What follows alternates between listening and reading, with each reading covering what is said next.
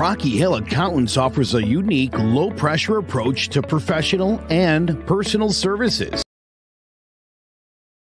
Rocky Hill Accountants offers a unique, low-pressure approach to professional and personal services.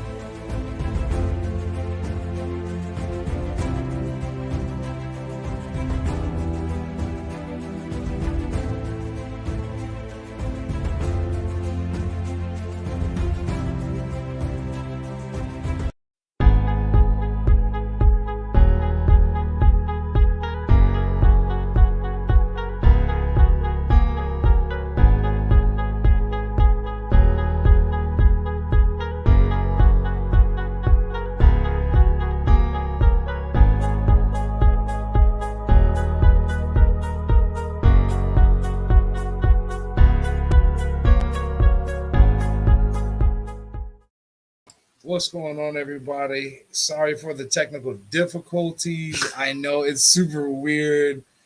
I don't know, like the internet is like messing up. So, but welcome to the I'll Pitch Off Shortly podcast, live show. Yeah, thank you everybody for sticking with us. I know it's kind of late, but me and Joe are trying to get these things going. I think it's StreamYard's fault. I'm going to be honest. It's not the internet. So I thought it was the internet. I think it's having some issues. All right, well. We'll see how it works. How's everybody doing? How's everybody going?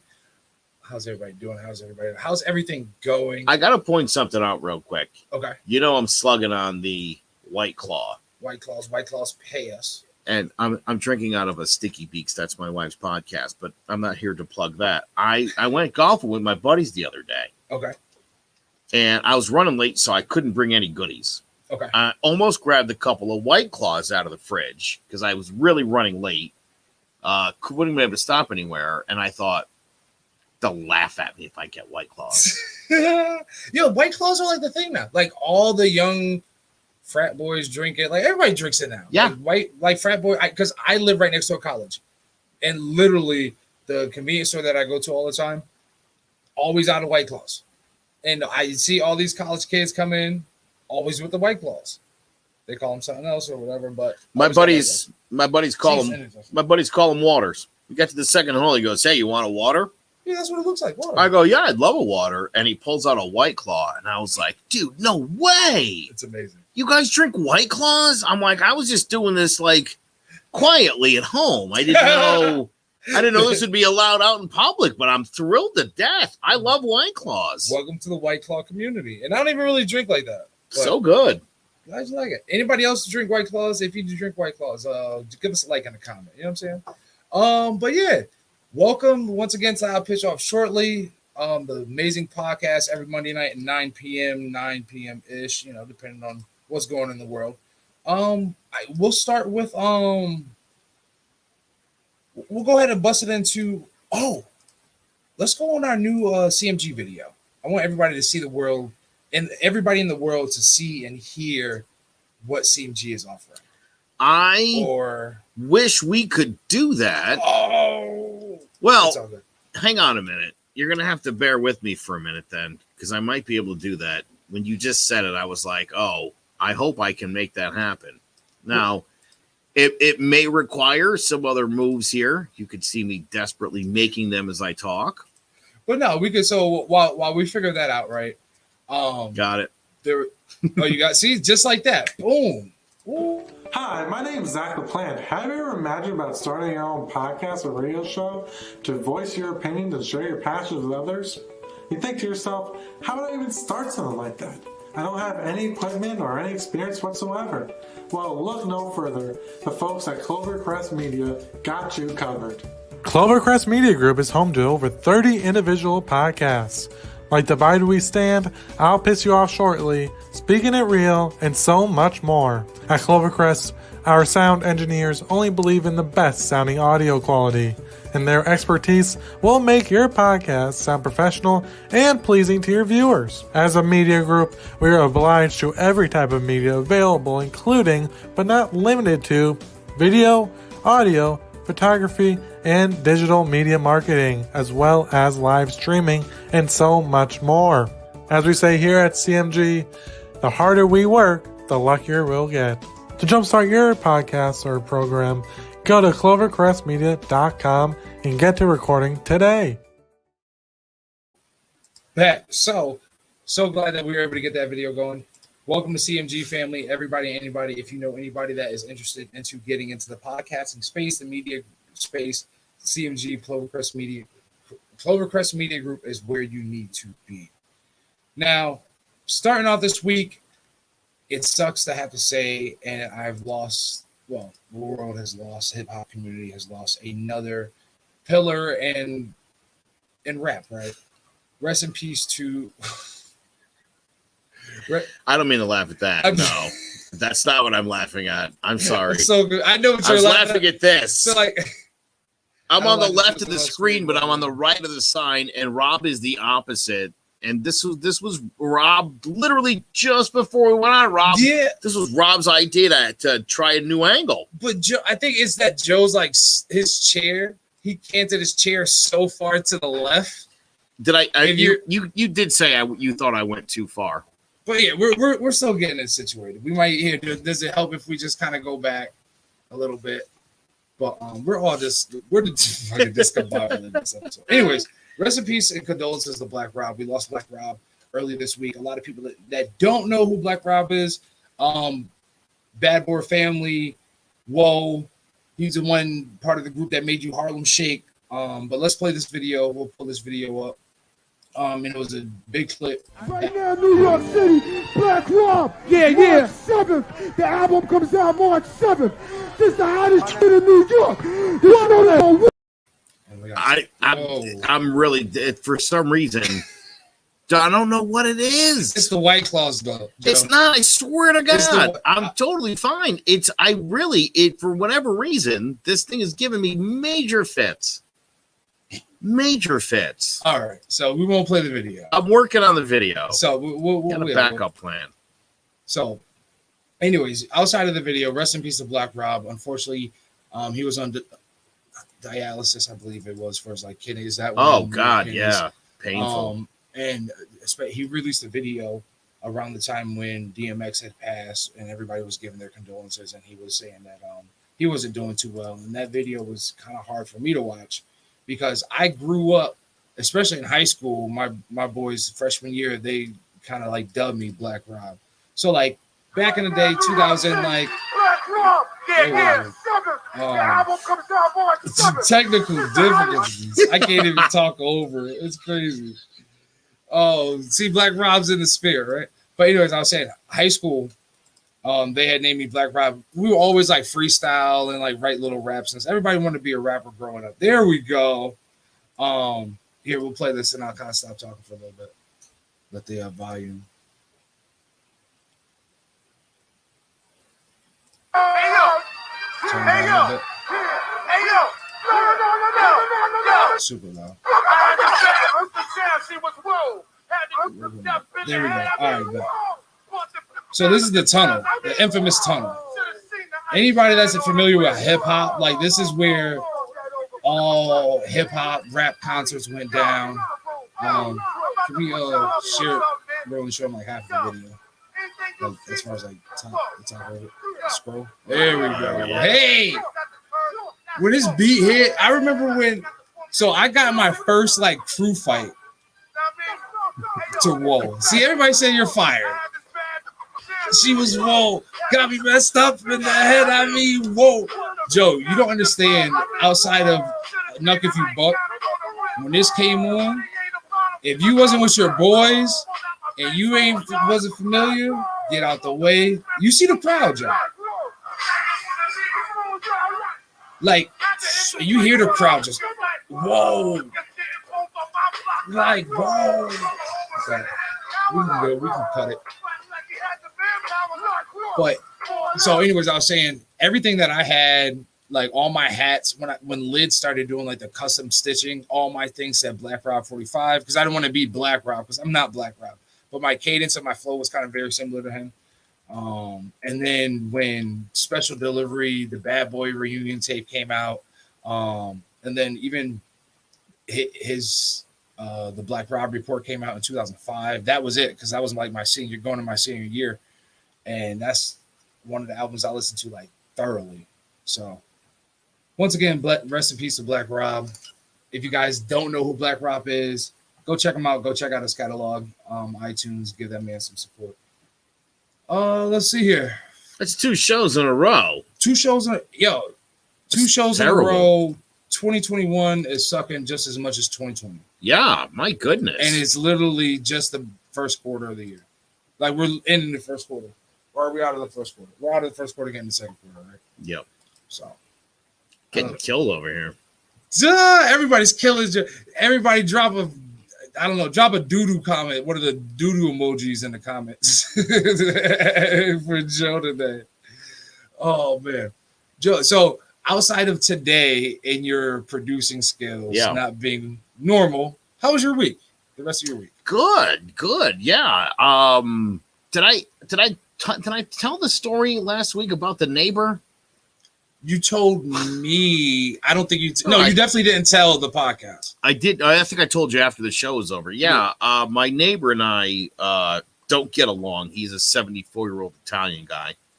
And he's a little insane. A little. And the videos I've seen, by the way, he's not a little insane. Yeah.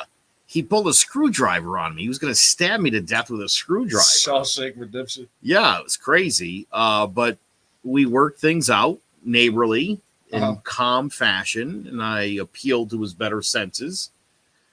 Mostly when I said, if you don't put that screwdriver down, I'm going to take it out of hand and shove it up your ass. And that tended to turn the tide of the conversation. Gotcha. And his wife came out and she was like, "It's time to eat dinner." When I tell you, like the first time I had my interaction with him, I'm surprised he hasn't put the cops on me yet. But he was just sitting there sucking down his cigarette and just, yeah. Why is this black man in my neighborhood? He's got very judgy eyes. Yeah, so I think, and I was thinking about like maybe if we started a Patreon account, what we would put on our Patreon account, that might, so like all of our crazy moments, and then we like our crazy stories that we don't want to put on here. So like the real story, because I know a couple of people have still been, they're like, yo, you owe us, close family members have been like, yo, Joe owes us a story from when we got you on Clubhouse about the full incident of that, which we're still going to share because you're going to share that at the cookout, yes. Unless people are willing to pay as an NFT or Patreon, you know what I'm saying? But or even the video, because we have the video of him trying to shank you. We could put that on the Patreon account. There's a lot of things we could put on the Patreon account. I would definitely put that out there because it was totally an experience. Yeah. Would y'all want to see that? People out there, would y'all want to see? I think they're down for it. Would y'all? I don't know how much we would charge, but all the exclusive stuff, I think we might be able to get some good solid content. So, was that the highlight of your week? Look at Jace making a joke. How's he gonna hurt you with orange juice and some vodka? Absolutely. Dude, Jace, another member of the CMG family. Make sure you guys go check out all his podcasts. Go click on his profile. He's on like 58 podcasts in the CMG fucking family, and he produces a lot too as well. So like Big Jace, Sketchy, what's up, brother? Jen, what's up? I think I saw that's in Mikey in the comment. Devon, as always. Isaiah, what's up, brother? So yeah, was that the only highlight? Well, not like no. I'll tell you, we went to my grandparent-in-law's yesterday, and my wife kept trying to interrupt to tell stories about the neighbor because there's been like 5 or 6 major blow-ups, and in my wife's mind, she's been involved in more of these. Like she tells the story like she was like flanking me during and it's like, you weren't there. I told you that story like an hour after it happened. And she got all bent, and her grandmother had did the same thing. at dinner with another story. Her grandfather was like, "What's with these ladies, huh? Like they're killing the stories." And so my wife was all fired up because at one point, while my neighbor and I were battling, my wife screamed and she's like, "I don't fuck around, Emilio." I believe it. Coming from her, I believe it. And Rob, she was all excited about that part of the story. But that's her highlight. The guy looked at me and he said, he's got a hearing aid. He goes, "I can't hear anything she's saying." All that yelling and screaming, and all the antics doesn't even matter. I'm like telling the story to our family, and everyone's like, and she's like, and then I said, and I'm thinking, he didn't even hear you. It has nothing to do with the story. You're trying to like intertwine yourself in my story. Don't get all up in my story, but stop trying to be the main character. There was an incident 4 years ago. It was one of the greatest stories of all time, and I would love to tell it one of these days, but I found out about and what touched it off. I drove her friends to the airport, and they told me what happened. And I got home, and I went, and we had a confrontation. In her mind, she's like, "We heard the whole thing." And I'm like, "No, I drove them to the airport. You guys were not there for it." Yeah. It was just, but you heard the story so many times. You swear that you were there. Eavesdropped the conversation. It didn't happen. Yeah. So yeah, this is getting, people don't like that. The hyperextending arm. I just I don't know. There we go. Maybe that's better. Emilio and Joe need to bury the hatchet with a 12-pack of White Claw. I brought him a bottle of Chianti. Okay. In for Chianti. Is that tequila? It's a Italian red wine. I brought him a bottle of Chianti, and I handed it to him in front of his wife, and him pulled up to their house, and I walked over and I said, "Hey, listen, I'm glad we talked the other day. Sorry that I yelled at you. Here's a bottle of Chianti." It's funny how the cried like a bitch. It still gives you shit to this day. Yeah, he cried. He cried his little eyes out. He was all sad. It's funny how his wife is like the sweetest thing in the world. She's just like, "I know you guys are fighting, but get your ass in the house." Oh, yeah. Bye, Joe. That was it was the best moment in there. My wife wanted a fight, and his wife was like, "I made spaghetti." It's fucking hilarious. So, like, I had two things this week. One, funny / annoying as hell, and then the other one was kind of like semi-serious, right? Do we want to go with semi-serious or funny / annoying first? Go with No, give me the semi-serious one. All right, bet. Semi-serious. Yeah. So, at my job, first and foremost, I work with like a lot of women. All right, and then of course in my job, I work with a couple gay guys. Nothing wrong. Perfect. I personally love being around gay dudes because, in my opinion, well, first and foremost, growing up in high school, I had a gay friend. I won't say his name, just out of his, his personal safety. But like, I went to bat for him all the time. He was able to pull all the girls. He could fight. He could do all that shit, and it was just mad fun just being around him. Nobody thought about him as, even though he was pretty flamboyant, but to us, he was still E, right? He was still E. He was still one of the homeboys. We're getting closer to that name, aren't we? Yeah, but because I almost said it, so I had to say E, right? Because in casual conversation, Yeah, But anyway, so being my aunt's a liberal arts professor, and she has a lot of gay friends and all that, right? So me being fluent with the with the gay LGBT community, right? Perfectly fine. So there's this one gay guy, older gay guy, and after conversing with him now, I understand where he was coming from. But me and him finally had like our first interaction, like true, like kind of like getting to know each other, right? And then me and him were talking, and he started referring to his husband as his partner. And in my head, I could see him saying, "Oh, yeah, so when me and my partner," and he would kind of stall to think. In my head, I'm like, why is he changing? That's your husband. If that's your husband, be proud that's your husband. But I understood, right? So I let it go by, but it was bothering the hell out of me. Next 2 days go by, I go back to work, and me and him kind of interact with him. And I was like, "Hey, I hope I don't offend you, and please tell me to stop at any moment, right? But during this moment, me and you were talking, and I kind of felt bad. So I want to apologize, and to let you know that, like, you can be comfortable around me. You don't have to think like you have to shelter anything or reword. And that was my thing. Like, he felt he had to reword or make me feel comfortable because of how his lifestyle is. That's not the case. So at first I didn't want to come off like seeming like I was trying to kind of how like allies for BLM, like Black Lives Matter. Oh, let me just cater to you. Everything's fine. You know what I mean? I wanted to let him know, first and foremost, I see you as a human being. I don't care what you do outside of here. You're a cool dude. I'm talking to you besides that. If you want to sit there and say, hey, me and my husband went and got whatever, I love my husband, I don't care. Let that be your husband. You have that ring on for a reason. His face got blank. And I was like, oh, shit. Did I just dig deeper than what I wanted to? Even though I was trying to seem like I was sincere and I wanted him to understand.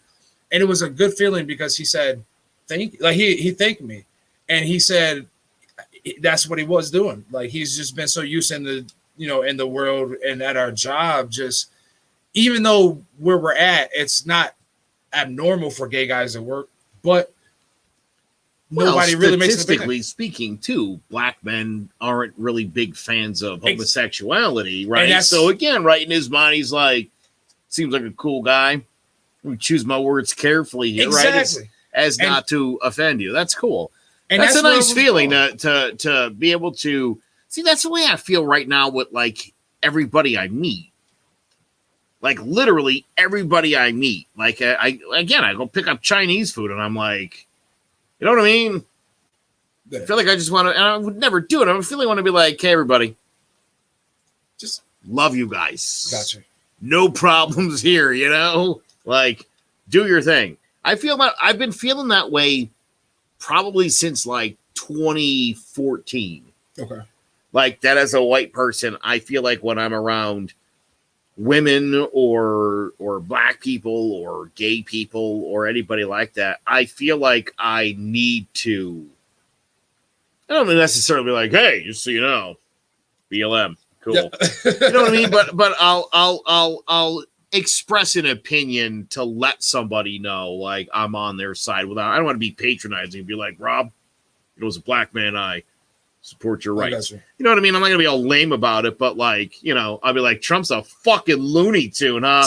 And you're like, oh, all right, this is a good white dude here. I know it. And so like, it's like that sort of mindset where like, I mean, again, we do a podcast with a 19-year-old girl. She's very pretty. Yeah. I would never say or do anything to ever make that girl feel uncomfortable. I have a daughter who's a year older than her. You know what I mean? And again, I think, this is what pisses me off when you hear people talk about virtue signaling, which is what racists say as a counteraction to people who are allies to other people, right? That I like, you're just saying that shit. And it's like, no, we feel that way. To the point where literally it's killing me. Every time I go to get Chinese, I'm like tipping 25%. You know what I mean? I'm like, you guys are doing it well. But so, and that was my thing. So, and kind of to the point in the comments, right? And I saw Devonna say like some people prefer, saying partner. To that point, and I had thought about it. Maybe that's just his thing, right?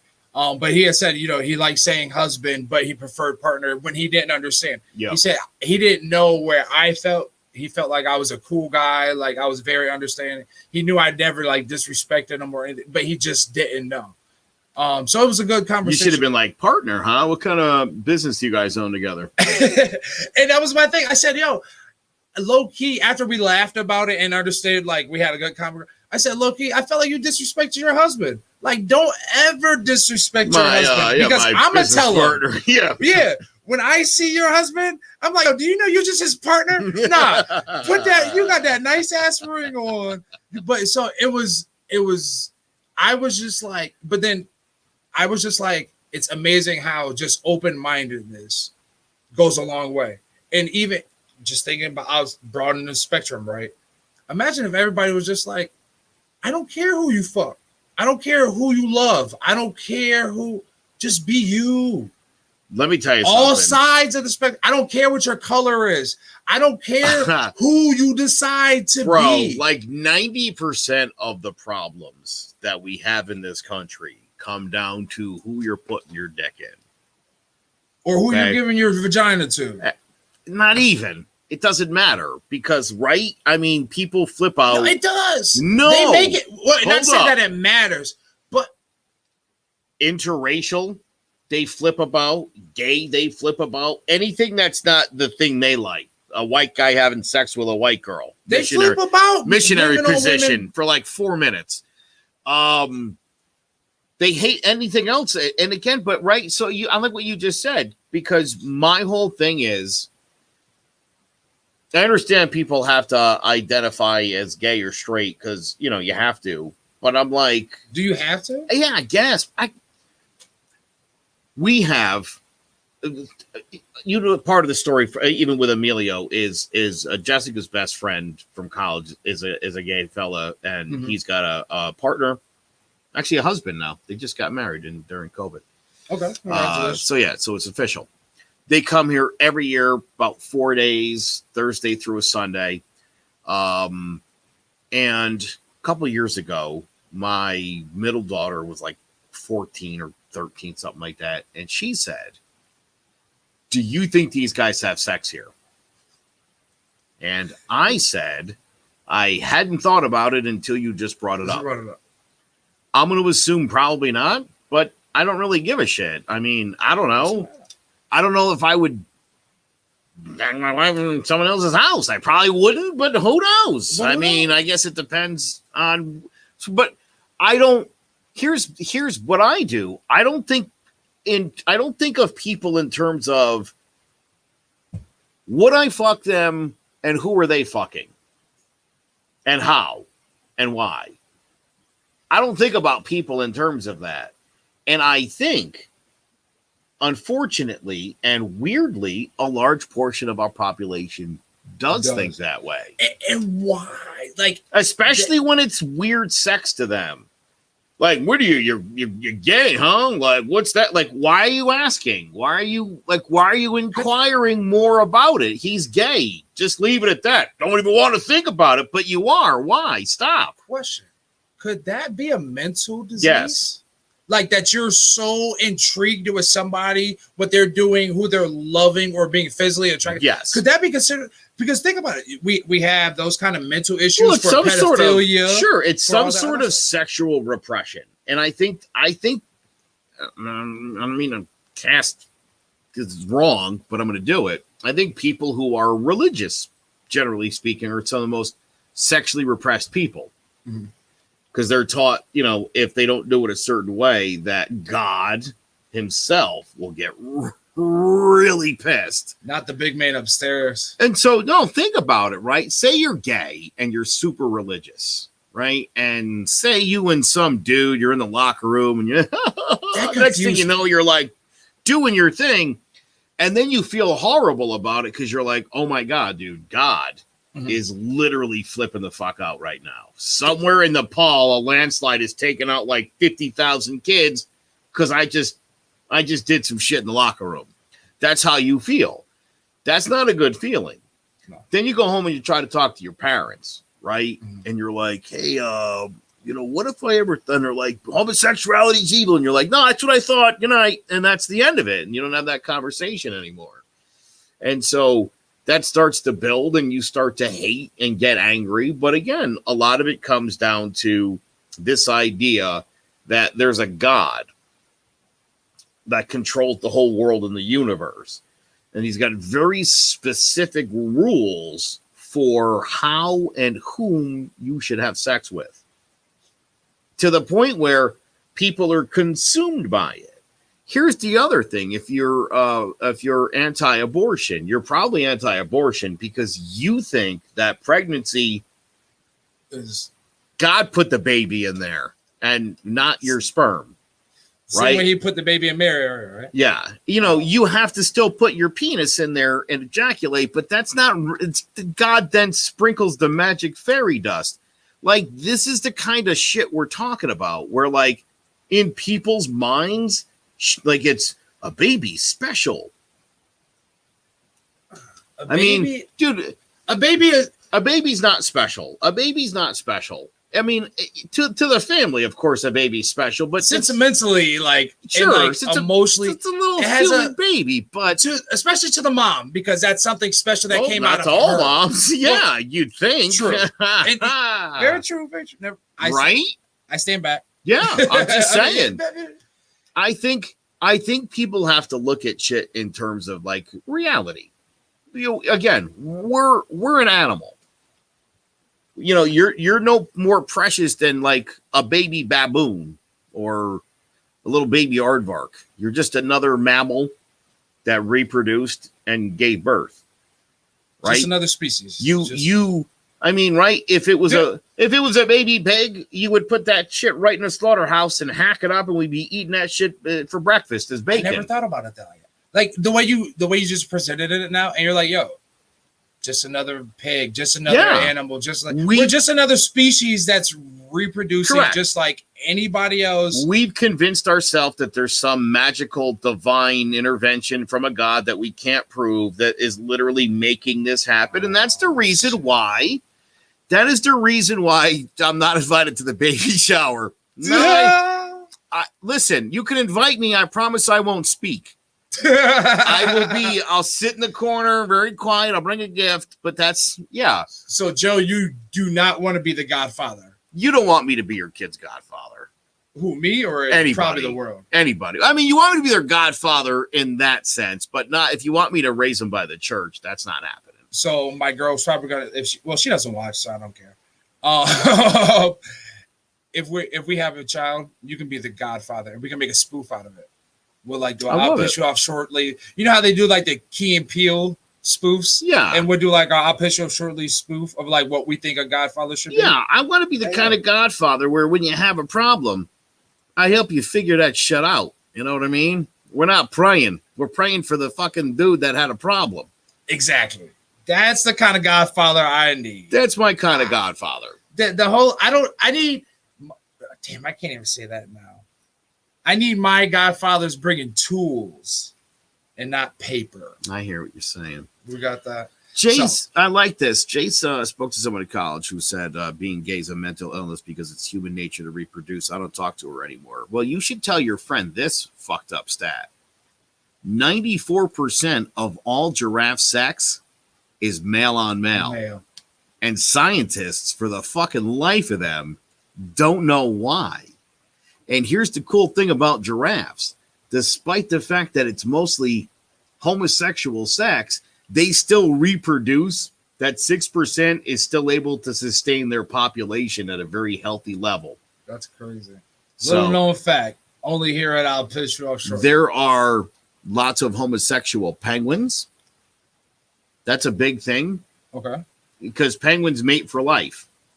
Ah. And usually it's a boy and a girl penguin. Sometimes it's two dudes. That's it. And they go through all the same shit everybody else does, but they don't have a baby because, men. But they do everything else. They do the rocks, the whole nine, just like all the other penguins. But it's still people. Two dudes. Well, still. Yeah. So there's Jace. Jace is big into Roman and Greek history. I don't know if it's because of all the gay sex, but lions also have homosexual sex. My poor husband just walked into the room in the middle of the draft sex statistic. It's shocking, isn't it? You don't even want to think about it. I'm going to explain male on male giraffe sex for 1 second. They fight. They take their necks. They whack their necks, and then the winner, whoever wins the neck battling contest, mounts the loser. And well, little known fact on I'll Piss You Off Shortly. Giraffe time. Well, you want to know another little known fact that I don't think a lot of elementary school parents understand when they're dropping off children and waiting in the little drop-off line of cars? First and foremost, you can't block a driveway. That's one thing they don't know. The second thing is you can't block the street. Now, where are you going with this, Rob? Can you turn my mic down a little bit? That's loud. Mm-hmm. Is it loud out there, everybody?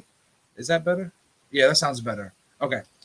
So here I am dropping off, doing the daddy morning thing. I drop them off in the morning, and there is a line. I never thought I would be this parent, but there's a drop off line. If you're in the car, his elementary school is weird. So like you have the school, but the drop off line for vehicles start like they won't let you on property first. So you're in the street, you're on the road, and of course you're parked on the side of the street. These parents are so ignorant, Joe, and people. What they'll do is they'll just block people's driveways, and then they'll like let half of their car ass stick out. So here I am sitting there and park. You don't start moving. The line doesn't move until 9 o'clock, right? 9:01 happens. The cars start moving. This parent decided, and I saw her through my side view. She's coming up the street saying, I'm going to pass the line. And she tries to cut in front of me, Joe. But she tries to cut in front of me as I'm turning a left to the main road. And what does she do? She ends up being inches away from my door. Oh boy. And what does she do? She honks her horn at me like I was an issue. Everybody starts honking at her. And she's literally like with her window down. So I roll my window down and I'm like, yo, what the fuck are you doing? There's obviously a line. You're cutting in front. Back up. Back up. I'm not moving. I can't go forward until you're, you know what I'm saying? So she backs up and she literally stops in the middle of the road. You get like 3 cars go at a time to drop off. So we're waiting for the next, iteration to go by. And she's just in the road. Remind you, the iterations take like 2 to 3 minutes because parents get out, walk the kid out, all that shit. So like, I lost my shit, Joe. Like I literally and everybody, I lost my shit. I probably shouldn't have cussed her out, but like when you're, Joe's breaking shit over here. There's double Joes. We really got to get this figured out. I know everybody's killing us in the comments, but yeah. So that was my other thing. It was just like I never thought that I would be that parent that like would be at the school cussing other parents out because they're doing dumb shit. But I never thought that like grown ass adults would not be able to figure out stay in line with your car. We don't need to be playing bumper cars if you have a 1989 Honda Pilot versus my 2016 Acura RDX. Like, I hate to say this. I'm that guy sometimes. Joe. Rob, sometimes I'll just pull up. I hate you. Not really, but I'll just get out wherever. Or I'll pull in where like you're supposed to pull out. See, I don't mind that. One guy going the opposite way. Now, do you do that when like somebody's coming on traffic? No, and it's always this move where I'm like, I'm sorry. Oh, you're the I'm sorry guy. Like I didn't know. It's a lot of this. I'm like, everybody put the poop emoji. They're always like, oh, like this guy. They give me this move, like and I'm like, sorry. In and out. But at least to be fair, I pull up and I'm like, get out. Just get out and run. I'm not helping you out. Start unbuckling before we stop. You know what I mean? Okay. We're in and we're out. If we're gonna cut the line. Okay. So, question. Since we're talking about parenting, where do you cut the line with like adult things and children? And Jennifer, shout out to the poop emoji. So when it comes to parenting, I know me and you both have very relaxed parenting styles. Yeah. And I say relax for me, even though I'm very like strict, but I still let them get away with a lot of shit, right? But I came across a video on Facebook and I had to send it to you right away because I was like, we got to rip it just in case if like they take it down because of what could be potentially considered the severity of the video, right? So here we go. I got to say that are you ready for the we're going to pull this video up. I'm going to show you the video first. Of course, it's going to be graphic language running. I'll push up shortly. So like you already know what the vibes are. But let's watch this video and we're going to talk about whether you agree with it or disagree with it. My point is 8. Your point 10, bro. How's your first point? 6. Come on, your point 8. Come on. You finna 7 out anyway. What I tell you? He told him to grab it when he hit 7. He gave him $2. Don't get the $2 up, man. For anybody that doesn't know, or all of our audio listeners, what's going on is he's little man is shooting dice. No, baby Joe. Now, You're not no baby Joe. Baby, you fuck this, man.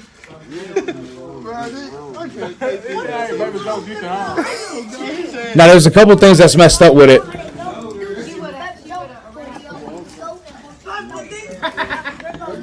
Here we go.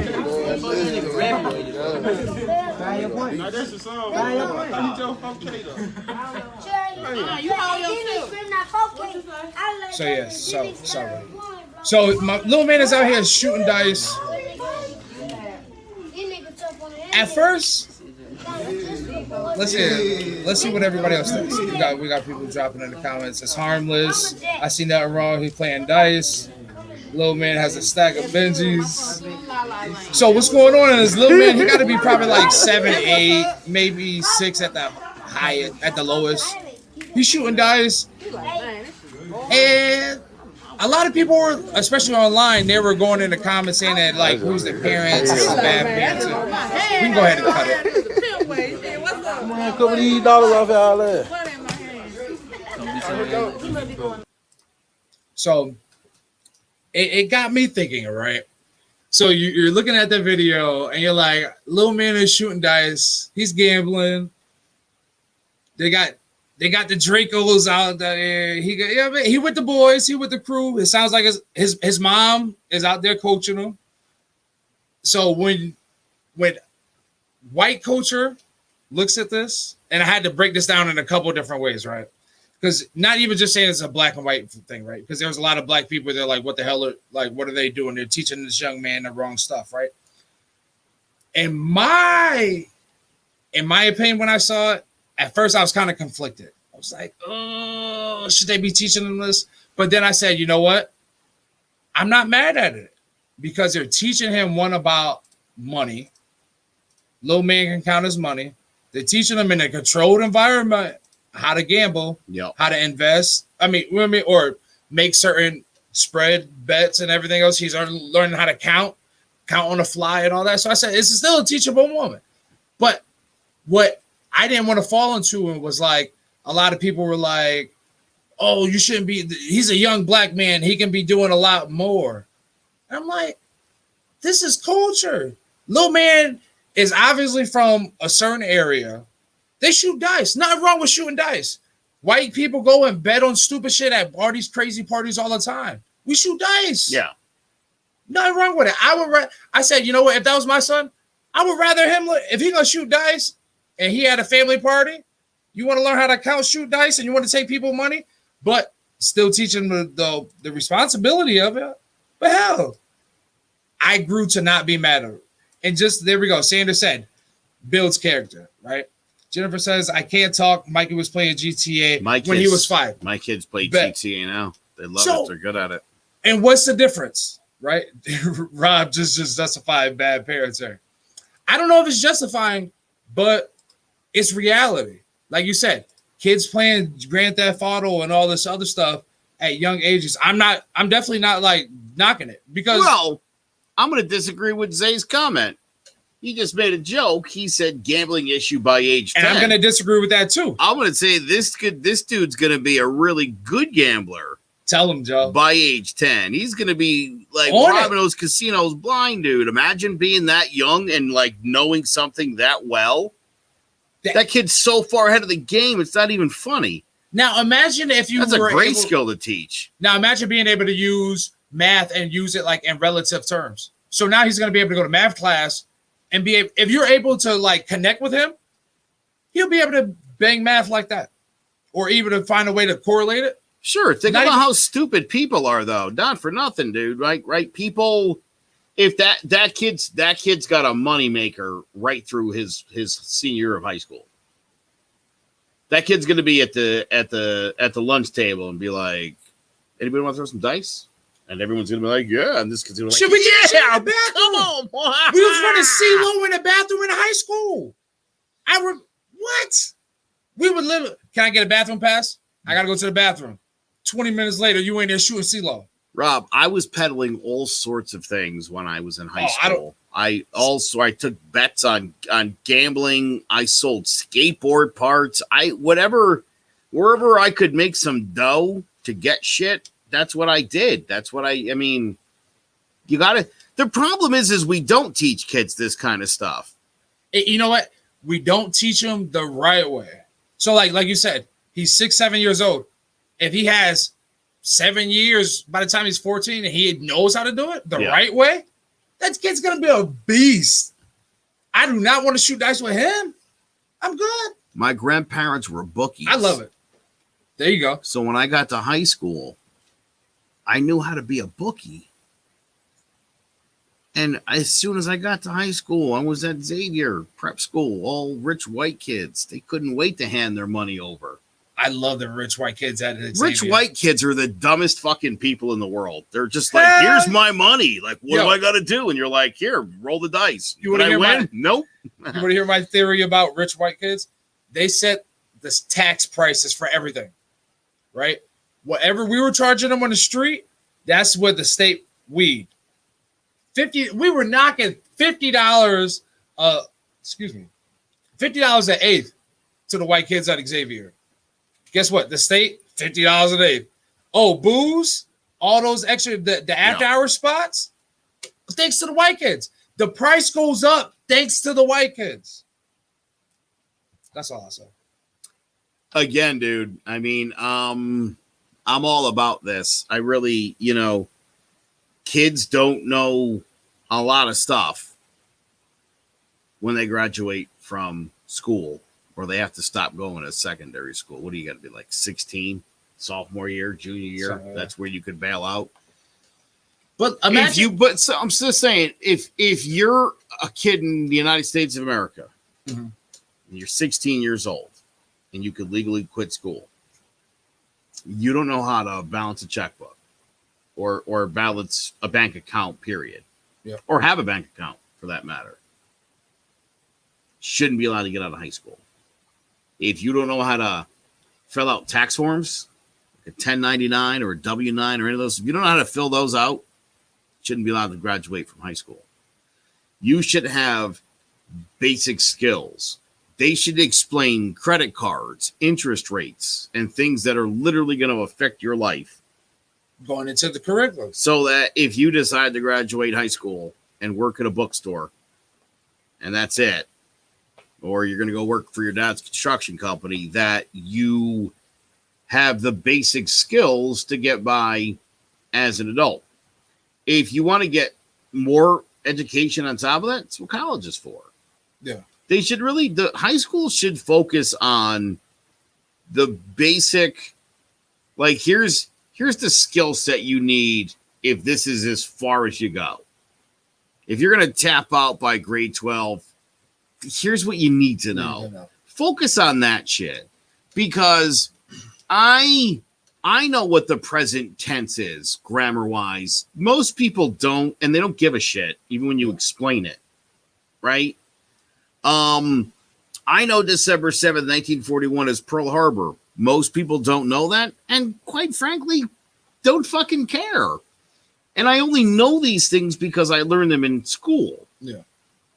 And it's had little to no bearing in life since I've learned it. None. Like, nothing has come out of that. Meanwhile, every time I work at a new job and they give me those fucking tax forms to fill out, deer in headlights. So, and that's where we're going with now, right? Well, not going with it now, but like, I feel like that's to the curriculum. So I remember, I think it had to been 8th grade. We had a 1 day, no, it was a 1 week project, but it was like a 1 day class. And it was like, this is how you do a checkbook.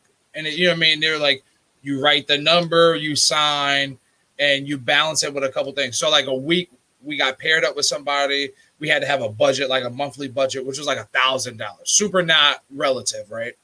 And we had to save that for like the month. And like the house, the rent was like $350, something small like that.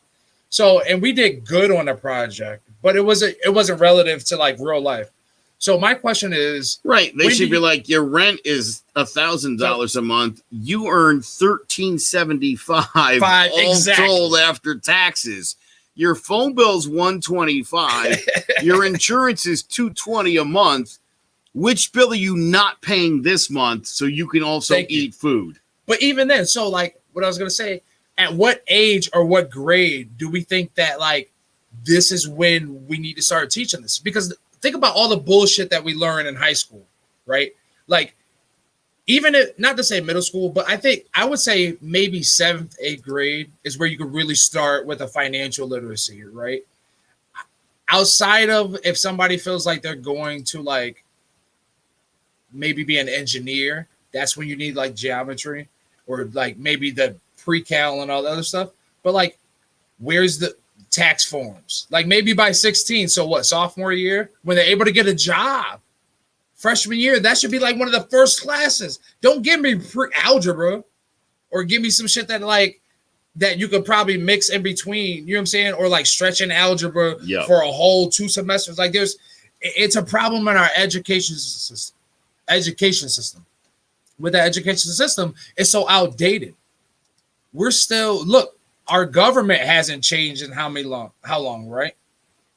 But our education system hasn't either. But we're in the technology age. We're into all these other things. If I think we said this on a podcast before.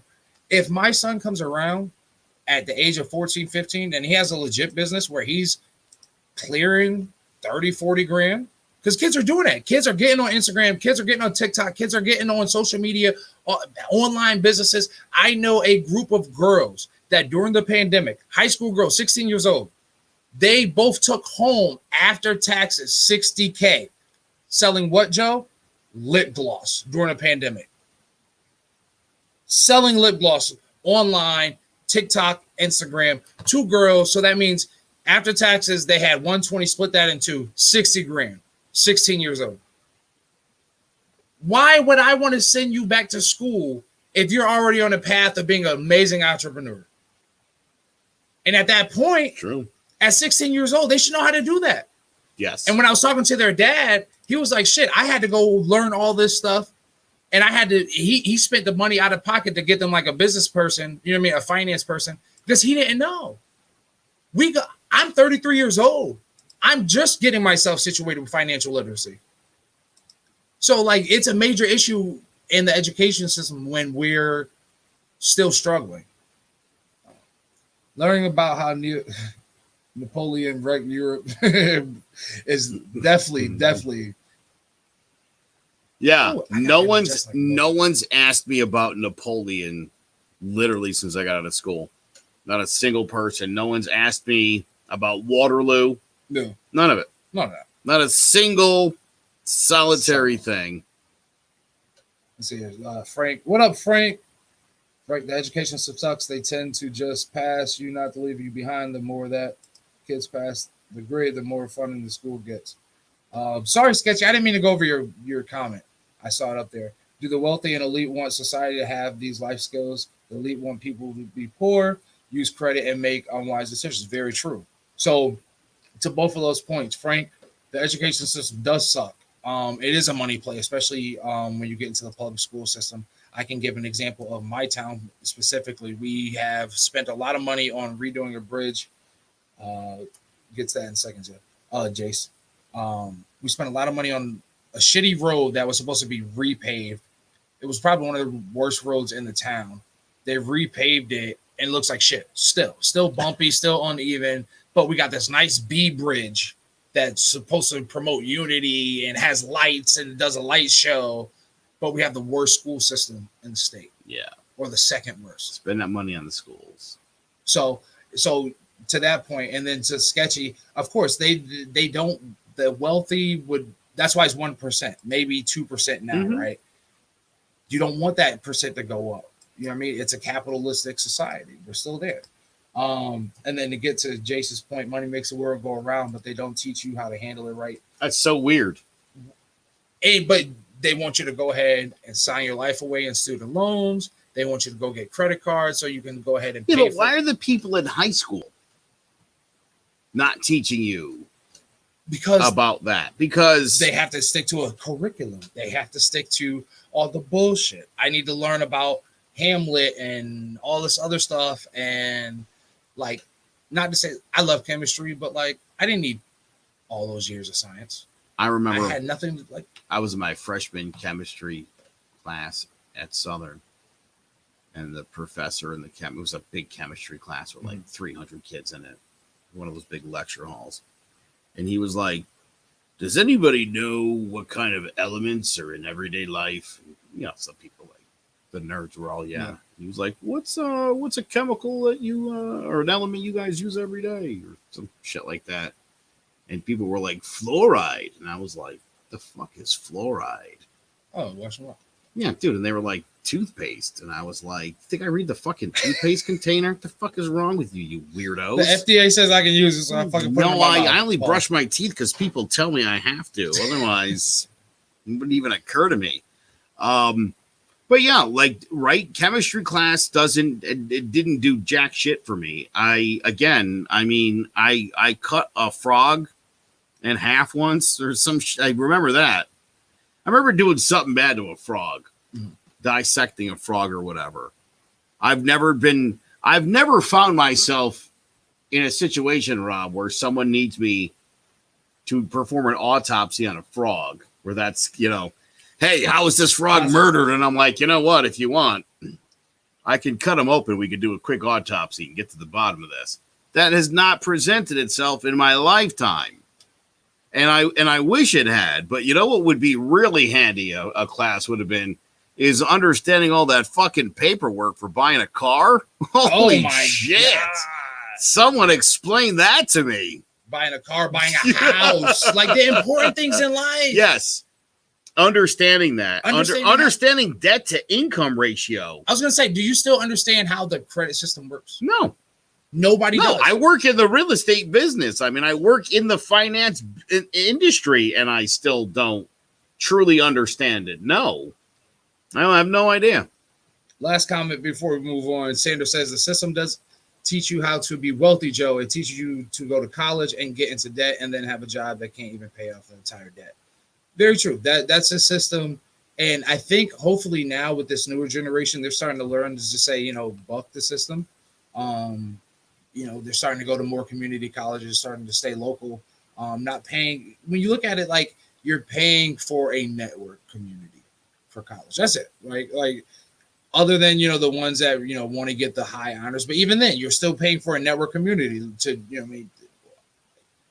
So I dropped out of college in my junior year.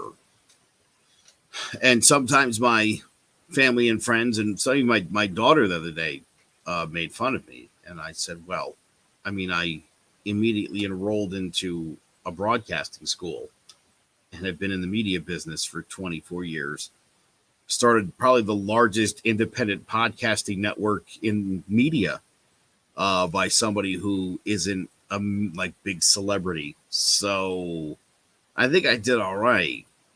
Again, the idea of going to a trade school, of going to a school where like I want to learn that shit and I'll be really good at it, I bet. And then just putting my all into it, investing in myself and turning it into a very successful career. I could have stayed in college for like 3 more semesters. I don't know that was going to get me where I wanted to go. Yeah. I was taking classes and the more classes, my classes were interesting. Don't get me wrong. I took a class on race and ethnicity. We talked a lot about the wars in Bosnia and, you know, the things that would eventually lead to what happened in Rwanda, the conflict in Northern Ireland. Mm-hmm. We studied all of that stuff. It was fascinating. I didn't learn shit, though. I mean, nothing like that I could, like, practically use in real life. Like if you want to talk about the ethnic cleansing that they did in Bosnia and Serbia, the Balkans in the 90s, I would have a fascinating conversation with you about it, but it's not any sort of I feel like a life skill would have been better to learn. You know, I got to learn how to edit audio and video, and I learned a skill that I could use to make money from, and that is so much more valuable than. Again, I love history. I still do. I watch a lot of YouTube videos about history, and I'm like, I knew most of that. But at the end of the day, like you said, I'd much rather understand mortgage rates and how that shit works and what buying a point actually means in the grand scheme of things, because I still don't have any idea. Well, if you don't have any idea, just like we don't, definitely go ahead and follow this next this next ad from Rocky Hill Accountants, especially if you're in the New England area. Go check them out, and they'll be able to get you right and educate you on how to get your taxes done, how to do some other financial things, and be a little financial literate. You know what I'm saying? Watch this. Rocky Hill Accountants offers a unique, low-pressure approach to professional and personal services, which is why they have an excellent client retention rate and are extremely proud of the high-quality services that their firm provides. The executive team at Rocky Hill Accountants has over 35 years of combined experience in income tax preparation, bookkeeping, accounting, and IT crypto tax. They specialize in individual income tax preparation, as well as trusts, estates, and gift tax returns. The tax deadline for individuals is May 17th. If you're one of the 50 million Americans who still hasn't filed, visit RockyHillAccountants.com. The Closing Time Podcast is back, sponsored by Rocky Hill Accountants. I'm Joe Aguirre. I'll have a brand new co-host, Sanam Salati, who's my broker, my mentor, and my good friend, and one of the most knowledgeable people in Connecticut in the entire real estate industry. We're going to be talking about the latest goings-on. We'll keep you up to date on the market, and we're going to bring on some really great guests all throughout this season, people in all different fields in the industry, like accountants, home inspectors, mortgage reps, and so much more, just to give you a better understanding of the Connecticut real estate market.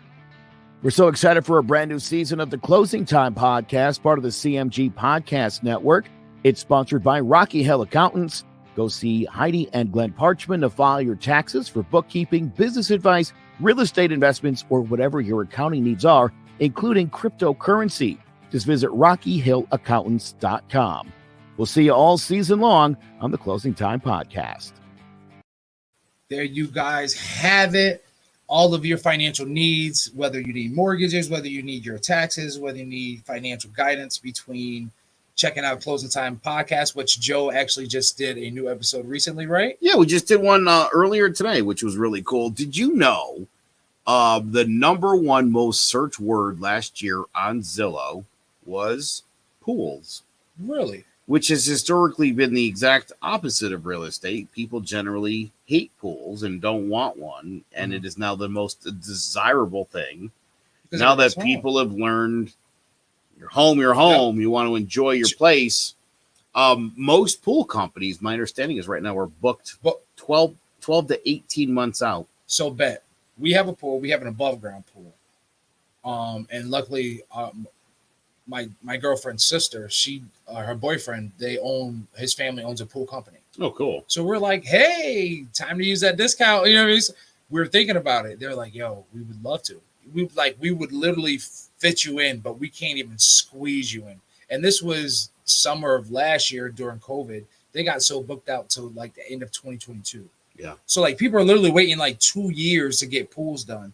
So, and then I one of the routes that I used to drive around, a house was getting a pool in, and I was like, damn, it must have taken them a while. They were probably waiting some years just to even get that like pool situated, and they were getting the in-ground. So we probably won't be getting a pool. And I was gonna say that makes sense because even pool shock chlorine, they're saying that that's all like a shortage now. Like, oh my god, like a shortage and everything. I used to pay $119 for this bucket. Gotcha. I hit my pool with this thing 6 times to open it and a couple of times and it's crystal clear. Guess how much that shit cost me now? $160. $179.99. Ooh, inflation is real. Like I hate that. That's not like I really hate that. Even like with like flights are going up now, and like I heard one of my friends, he went to Phoenix to go to a concert. He was like, yeah, I'm getting out of here. He went to Phoenix. He said, yo, it was so packed in Phoenix between like concerts and events, and then there was a dance competition that flights just to get out that next day or something was close to like $1,000. Yeah. Like, that's sick. That's sick that you're able to jump that. And even like I was trying to help my mom find a flight. Holy shit! That's it. Swear to God, yeah, Zappa. I used to pay $119. Matter of fact, the first time I paid $119, it was a jump because it was $100.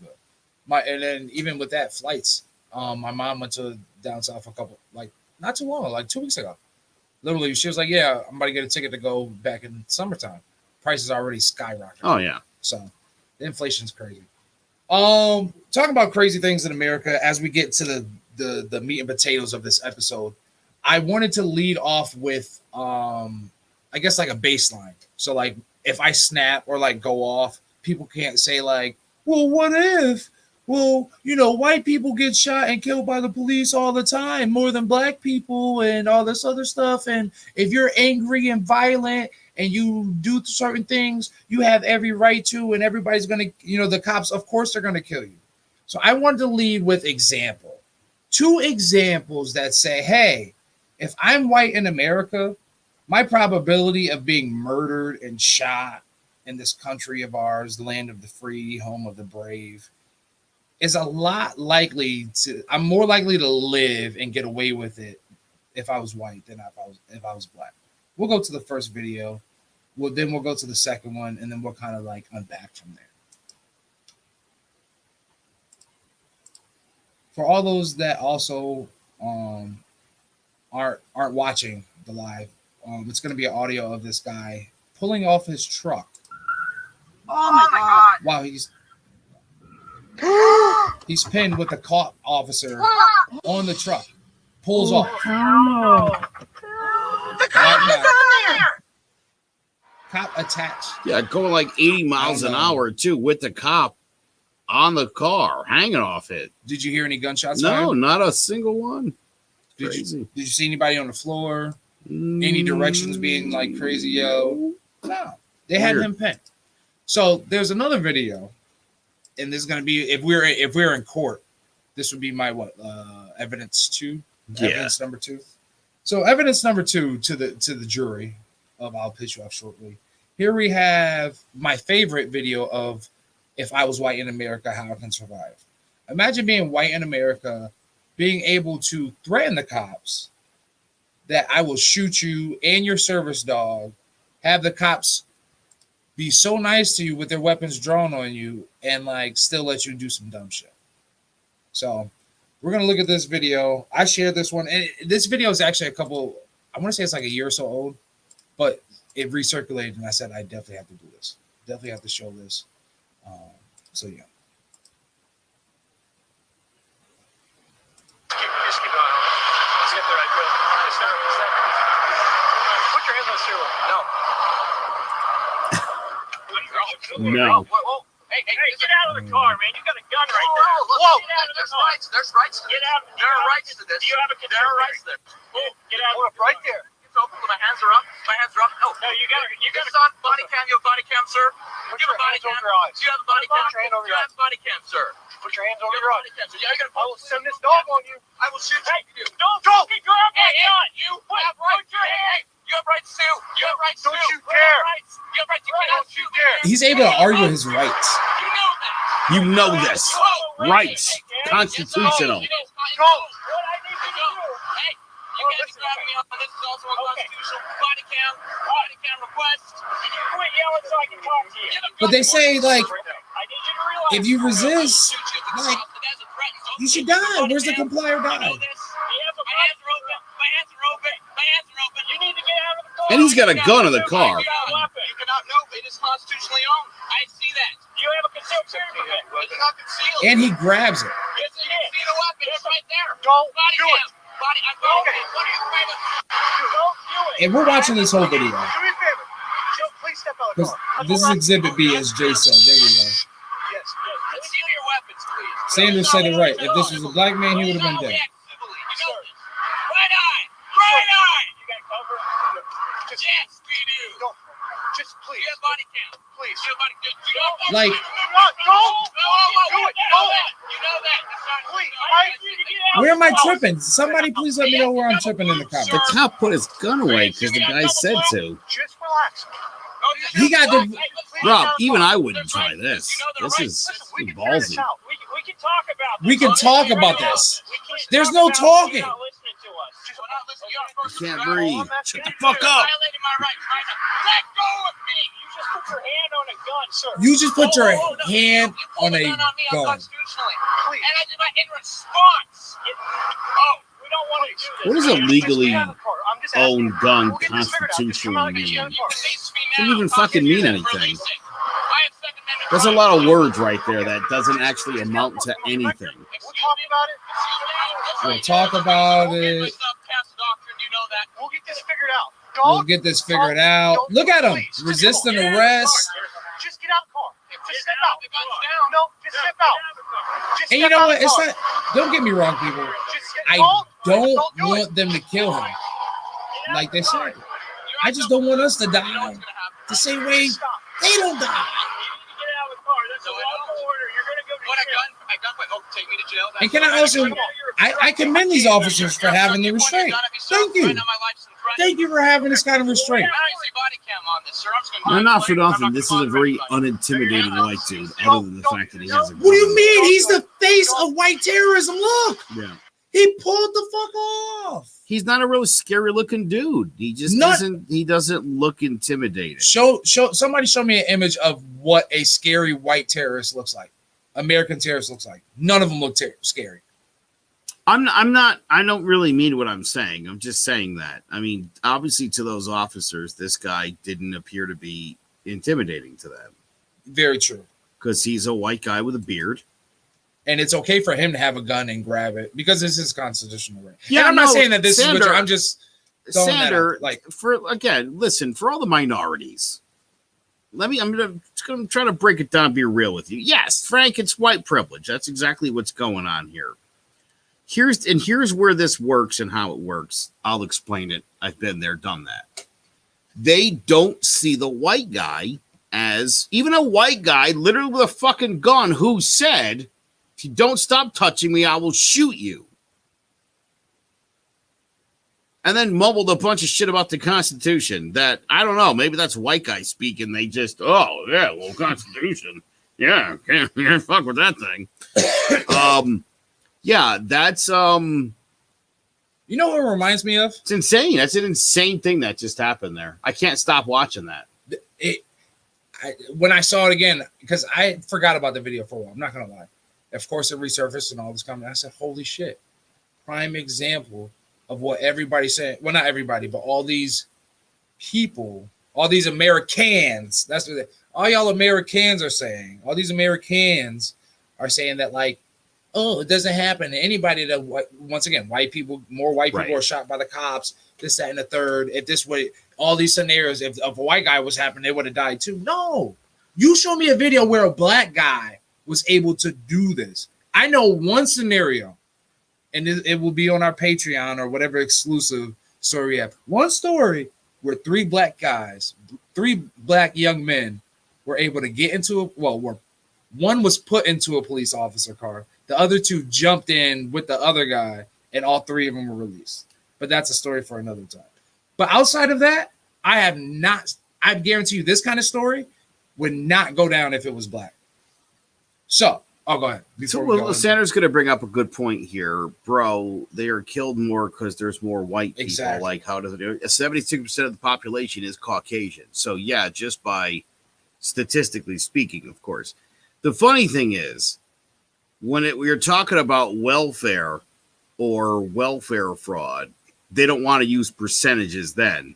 They want to use actual number of cases. Well, yeah, those are the same idiots that think welfare only goes to housing and food stamps. Right. Well, again, and then you're like, well, again, that's where they want to just break down the numbers and they don't want to break down the percentages because sometimes the math isn't good for the argument. Sometimes it is good. Yes. Again, I just explained it on Divided We Stand. I think it's worth repeating. I mean, you are a moron if you want the police to kill anybody. That's not their job. Their job's not to kill people. I don't understand how do people not get that part of it? Well, I mean that seems to be the running theory. You and I have played videos and we agree. If you pull a gun on a cop and he shoots you between your eyes, fucking good. You deserve it. If you got shot because you have a taillight out, or and because even if you got mouthy with the cop, you turned right on red, or while it was happening, you threw a cigarette butt out, then that's a problem. And this is my other point. And I wish we had more information on the white people that were killed by cops. I think it would be interesting to know why are these people being killed? What is it that these folks are doing? Because the way I see it, Rob, for everybody, and again, I was being facetious when I said all lives matter before, but if that's what you value, all lives, why are you okay with the cops killing so many white people and such a ridiculous percentage of black people? Why are you okay with that? Why are the cops, again, the cops' job is law enforcement. If you break the law, you get cited for it, and then there's a whole judicial system, court, a judge, a jury, prosecutor, blah, blah, blah, blah, blah. Jacob Blake or George Floyd having a warrant doesn't mean that the cops should shoot them, unless those guys were trying to shoot the cops. And as we know in both cases, they weren't. Same with Eric Garner, Wendell Castile, Toby Rice, long list. I don't think I need to name every single one of these people. We'd be here hour. We'd be here. And that's sad. We'd be here for another hour. Yeah. And you know what, Rob? It would still be an incomplete list. And there would probably be more right after the show ended. Right after we stopped, we could add more names to the list. And again, I don't understand how anybody who is an American is okay with that. You're you have your guns because you're so afraid of a tyrannical government, yet they're gunning down innocent civilians, more whites than blacks, but a higher percentage of blacks per capita, and you're cool with that. The government that you want weapons against, that you're afraid might eventually do some shit, is literally murdering citizens, and you're on their side for it. Come on. They're still trying to uphold those American values that were so 400-500 years ago. Well, that's why we say what they're saying and what they're doing is racist, because that is what it's about. No. It's about protecting white America, Anglo-Saxon, Judeo-Christian values. Lindsey Graham said it. If you're black and you want to be a conservative, you can go anywhere you want in South Carolina. But you got to be black and conservative. Well, you got to be conservative. The rest of that sentence would have been, because if you're liberal, we'll hang you from a tree. Well, and fortunate for him, it was election season, so he knew to stop before he got there.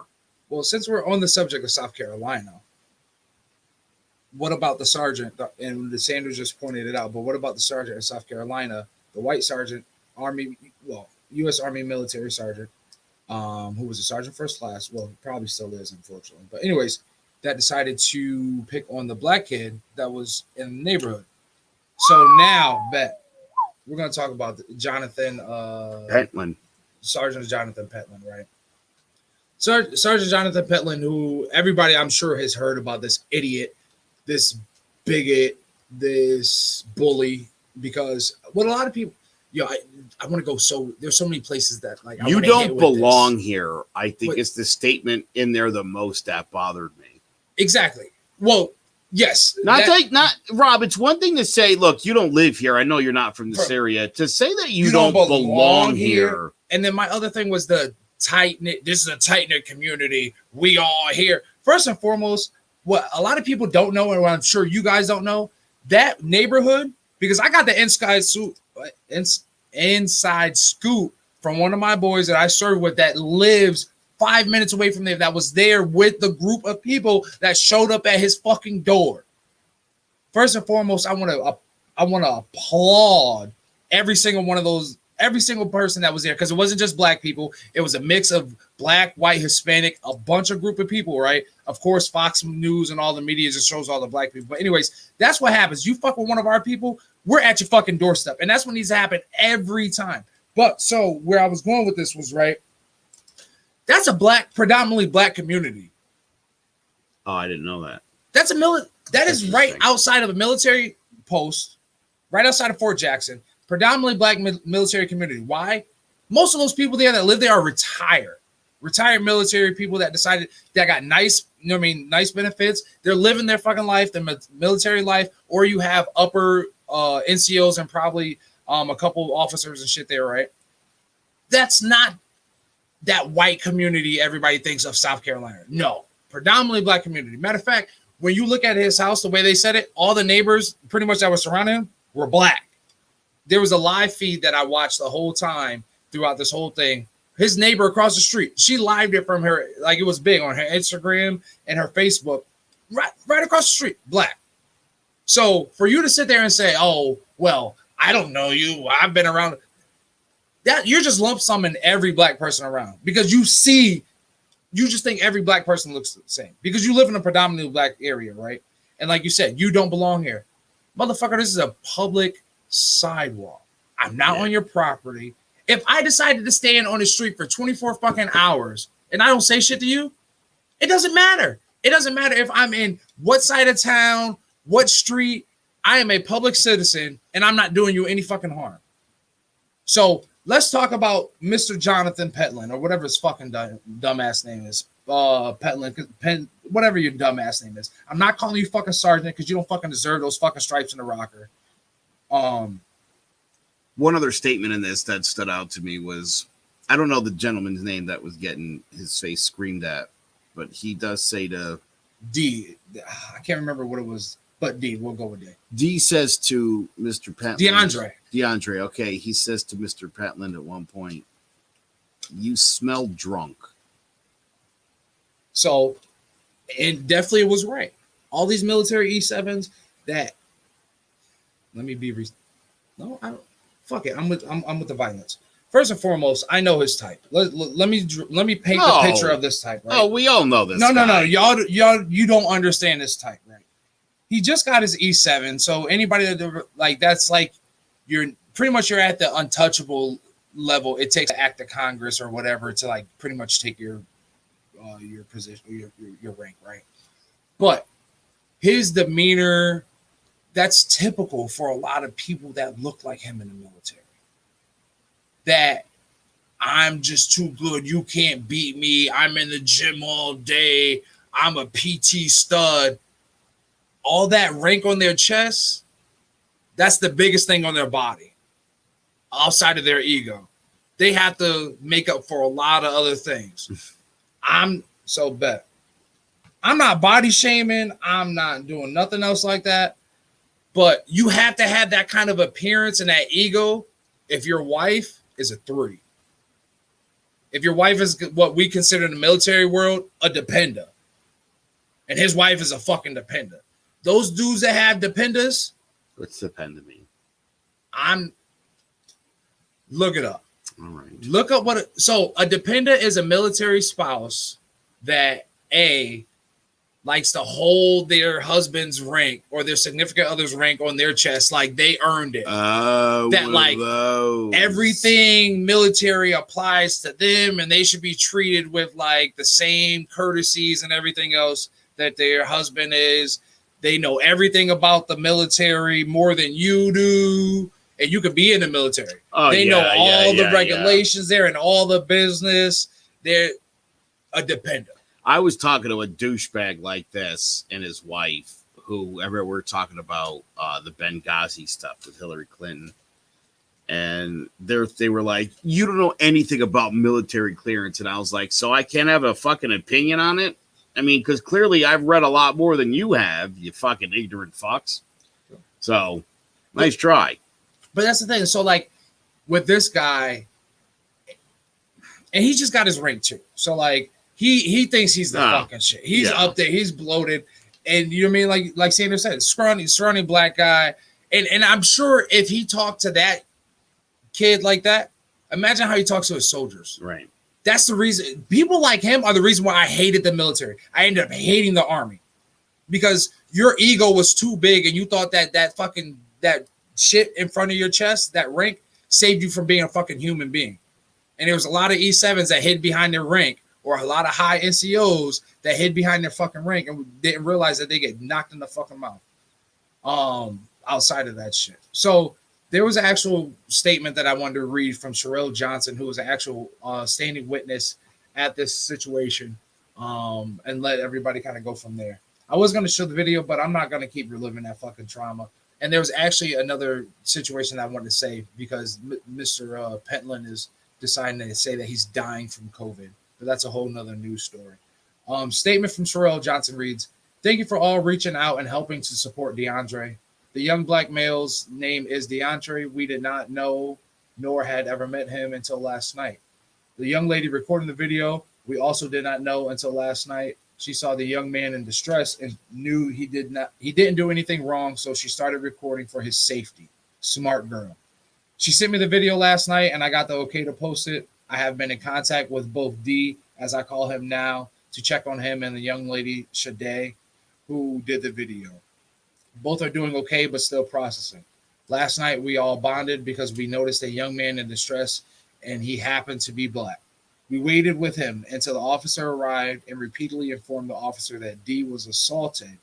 You all didn't see the second instance when he slapped his hand and his phone fell and cracked." Hold the fuck up. So not only did you push this young man, you slapped his hand and cracked his phone. Like, who the fuck are you? Yo, if that was my cousin, one of my boys' friends, or like one of my boys' fucking brothers, or something like that. Oh, John, this dude would have had to get seen. You would have had to see me. If that was my son, even if I was a retired military guy, you would have had to see me. Well, in the video, he does push DeAndre at one point. And DeAndre kind of loses his balance for a minute. And yeah, this big ass fucking. You would have thought B-fed. And certainly he'd have been justified for doing it. But we're in South Carolina. You don't know this guy. Oh, I understand. This guy might have a gun. He's drunk. Listen, I get it.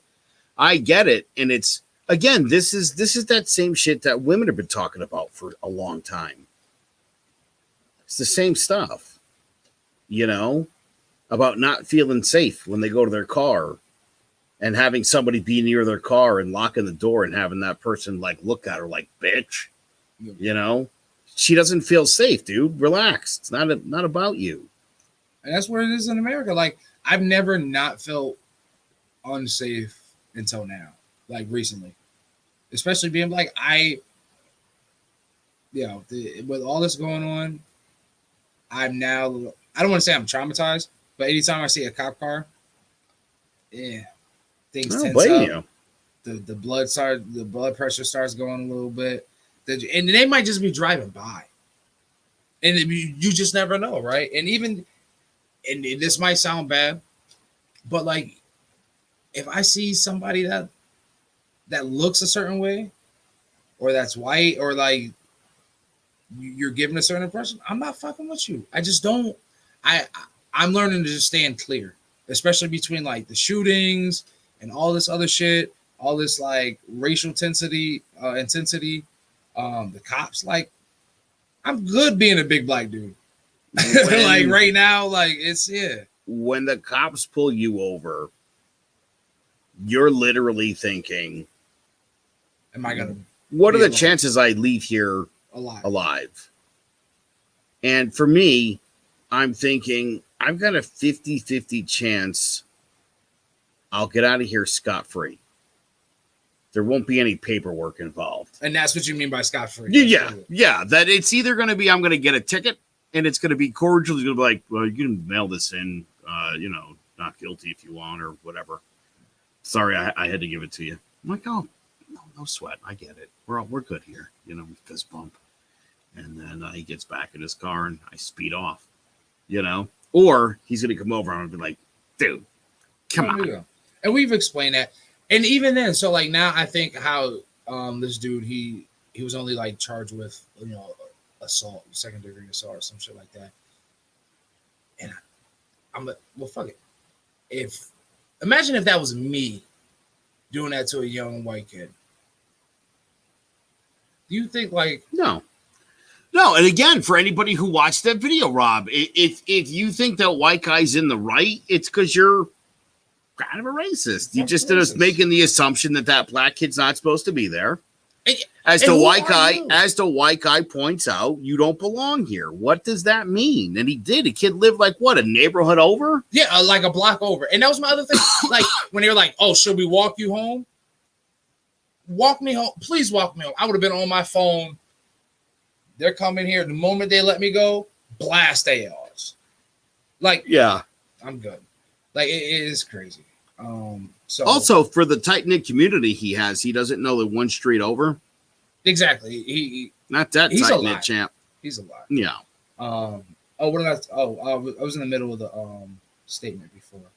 Reportedly slapped his phone and fell. The officer told us that his supervisor told him that he can only charge the white guy with malicious injury to property and not assault. DeAndre was calm throughout, and he had been in the neighborhood, the lakes, at Barney Place, walking plenty of times, and he lives in the Summit. Lots of people walk out there and never have any trouble. Vanetta and I only wanted to get D to safety because the situation was getting out of control, and the white guy was very angry, yelling at him, overpowering him. We circled back. To get a hold of the situation, all that. So, again, you got to be a bootlicker to be of the mentality of like, you know, if you're black and you're walking through that neighborhood, you got to identify yourself. Like, what the fuck are you talking about? No, we don't. No. It's America. Why would anybody that watches that video that's like, well, that white guy made some valid points. Like, what are you talking about? Yeah. No, not at all. And don't put your hands on him. And don't even, I hate it. He was such a coward. He would get into his face and then be like, get out my face. Motherfucker, you got into my space. Right. Yeah, big tough guy. I'm going to get in your face and they'd be like, you're my face. Those are those male ego chauvinistic motherfuckers that I couldn't stand in the military. That I would just wanted to fight all the time. They fucking led with their rank and not their fucking head. I hate these people. I know these people. Believe me. I know a lot of people like this. Well, two more things before we get the fuck out of here. I wanted to talk about, at first I had like the first two shootings, you know what I mean, from our last episode. Right. And then another shooting, then the weekend happened and like 4 fucking shooting happens, to include a shooting incident in our own state. Was that the 3-year-olds? Or a 3-year-old? I'm sorry, we had 2. Oh, my. So we had the 3-year-old, the 3-year-old gets murdered because 2 knuckleheads were beefing over whatever the dumb shit they were beefing over. Now you had the dude in Brantford that was just shooting off rounds. Yeah. Right. And now recently, I think this happened today, and this, don't get me wrong, I want to say it was Texas, but it was like a 2-year-old was killed in gun violence at McDonald's. Jesus. And she was in the car, in the drive-through. Let me hear. Here we go. 7-year-old shot in. Here we go. Is this it? Oh, it is. Yeah. So 7-year-old girl shot dead in broad daylight in Chicago, at the drive-through with her dad. The younger Chicago. I don't want to say nothing about the mayor. I gotta say again, I know you're a Second Amendment guy. I'm a Second Amendment guy too, but this shit's got to stop, man. People, you can't even leave your house without like worrying about the threat of gun violence. And me as a Second Amendment guy, I love my guns, but even today, well, not just the past 3 days, I haven't even carried, because it's just like, and what's crazy, like you would think that like with all the stuff going on now, it would make me want to carry more and be like, yeah, I'm definitely. I would think you would want it less, because the chances of someone like, what are you carrying? And that's where I'm at. Like now, I'm like, with all this shit going on, I don't want to have to justify me being black with a gun legally. I don't want to feel like I'm promoting me feeling like I have to have a gun because that's just what America's promoting now. You know what I'm saying? So, and we're at a really tough decision. Well, not a tough decision, but we're at a really strong tension point. There we go. We're at a strong tension point where America's like, the media is pushing all this narrative against guns, but now it's contradicting itself because everybody's like, nope, I need to get a gun. Right. Ammo sky fucking high. You know, well, again, dude, this is what happens. This is the game that gets played with, especially with the NRA. When gun sales are slow, they like a good mass shooting. It's good for business. Because the first thing they're going to tell you is not, we should clean this shit up and get, these lunatics away from our guns because it's bad for all gun owners. They immediately double down to the liberals are going to use this shooting as a way to get your guns, boys. Load up, get more ammo, get more guns, get your bump stocks before they completely stop making them. Right? You could order them through Panama. Just do it. So, yeah, dude. I mean, again, for literally for 8 years, I laugh. I mean, all the gun people I know, idiots, just bought more and more guns. You can do with them. And you know what? That's everybody's like, and even as a pro Second Amendment guy, right? I can't even say that because the fucking the FedEx dude, the FedEx killer, the young 20, they took his shotgun, and then he was able to go get a whole nother one because I was gonna make an ignorant comment and say it's the street guns and illegal guns. No, it's his legal guns too. All these mental people with mental illnesses. No, I'm not even gonna say mental illness because I don't want to shy at that. Like, there's just sick people out there that should not own fucking guns, and it's making it very hard for people like us that know how to fucking be responsible, that know how to put our guns up, that know not to flash our guns around our kids, that know not to leave them unsecured, to know not to let our emotions get the best of us. The fact that where we feel that we need to take somebody else's fucking life because we feel like their life is less than ours, or our life is better than theirs. The illegal guns are mostly what you're seeing in Chicago. Yes. And Miami. Which is a big issue. Detroit, Camden, New Jersey. That's where those are illegal guns that are typically, we talked about this, but in the case of Chicago, most of the illegal guns come right out of Indiana, which has the most lax Republican gun laws in the state. Kenosha. So right. It makes it 2 times. It's a really easy place to go get a weapon and go and shoot people. And I mean, again, listen, I'm all for guns, but how many do you need? And if this kid whose gun got taken away because his family was like, he's a fucking lunatic, he's gonna kill people. They took his gun away, and then he was able to buy 2 more. I mean, as gun owners, if we can't all get together and be like, that motherfucker doesn't get a gun, fuck him. Because it makes everybody else look bad. If as gun owners, we can't collectively be like, if you're irresponsible and your gun gets taken away because you're a fuckhead, you don't get guns. So, Bet, here we go. Sandra, and I'm glad you shared. And please, don't take this the wrong way. Sandra says, I love my girl, but she's diagnosed with bipolar and she has her permit. I don't know how the fuck she got her gun. Nothing against her. I'm just wondering how the system to get a gun works, right? So in that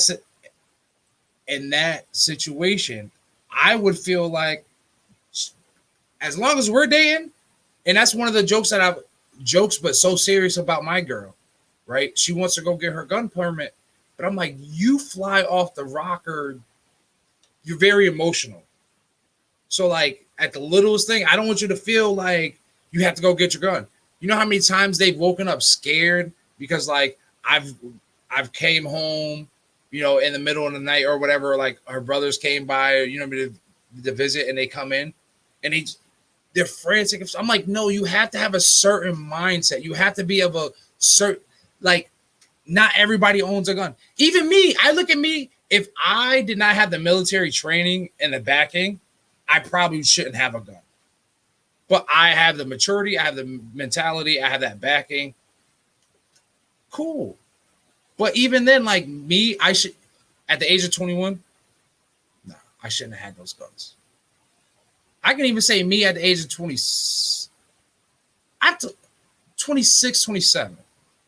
Maybe 28 is when I probably matured enough to be like, and that was due to me having a plethora of guns.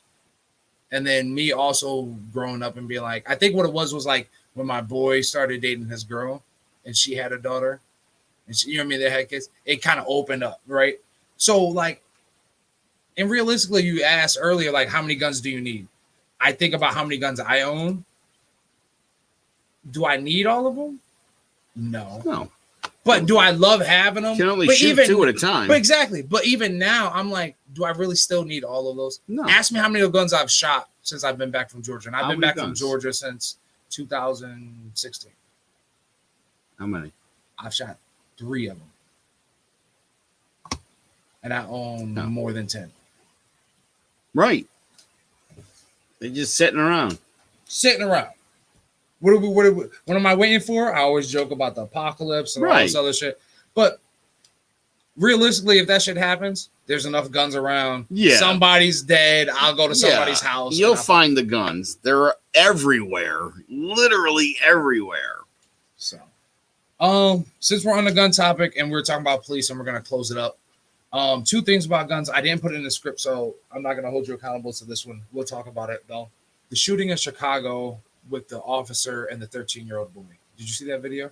No. Okay, so I'm going to have to pull it up on YouTube, and we're going to bring that up.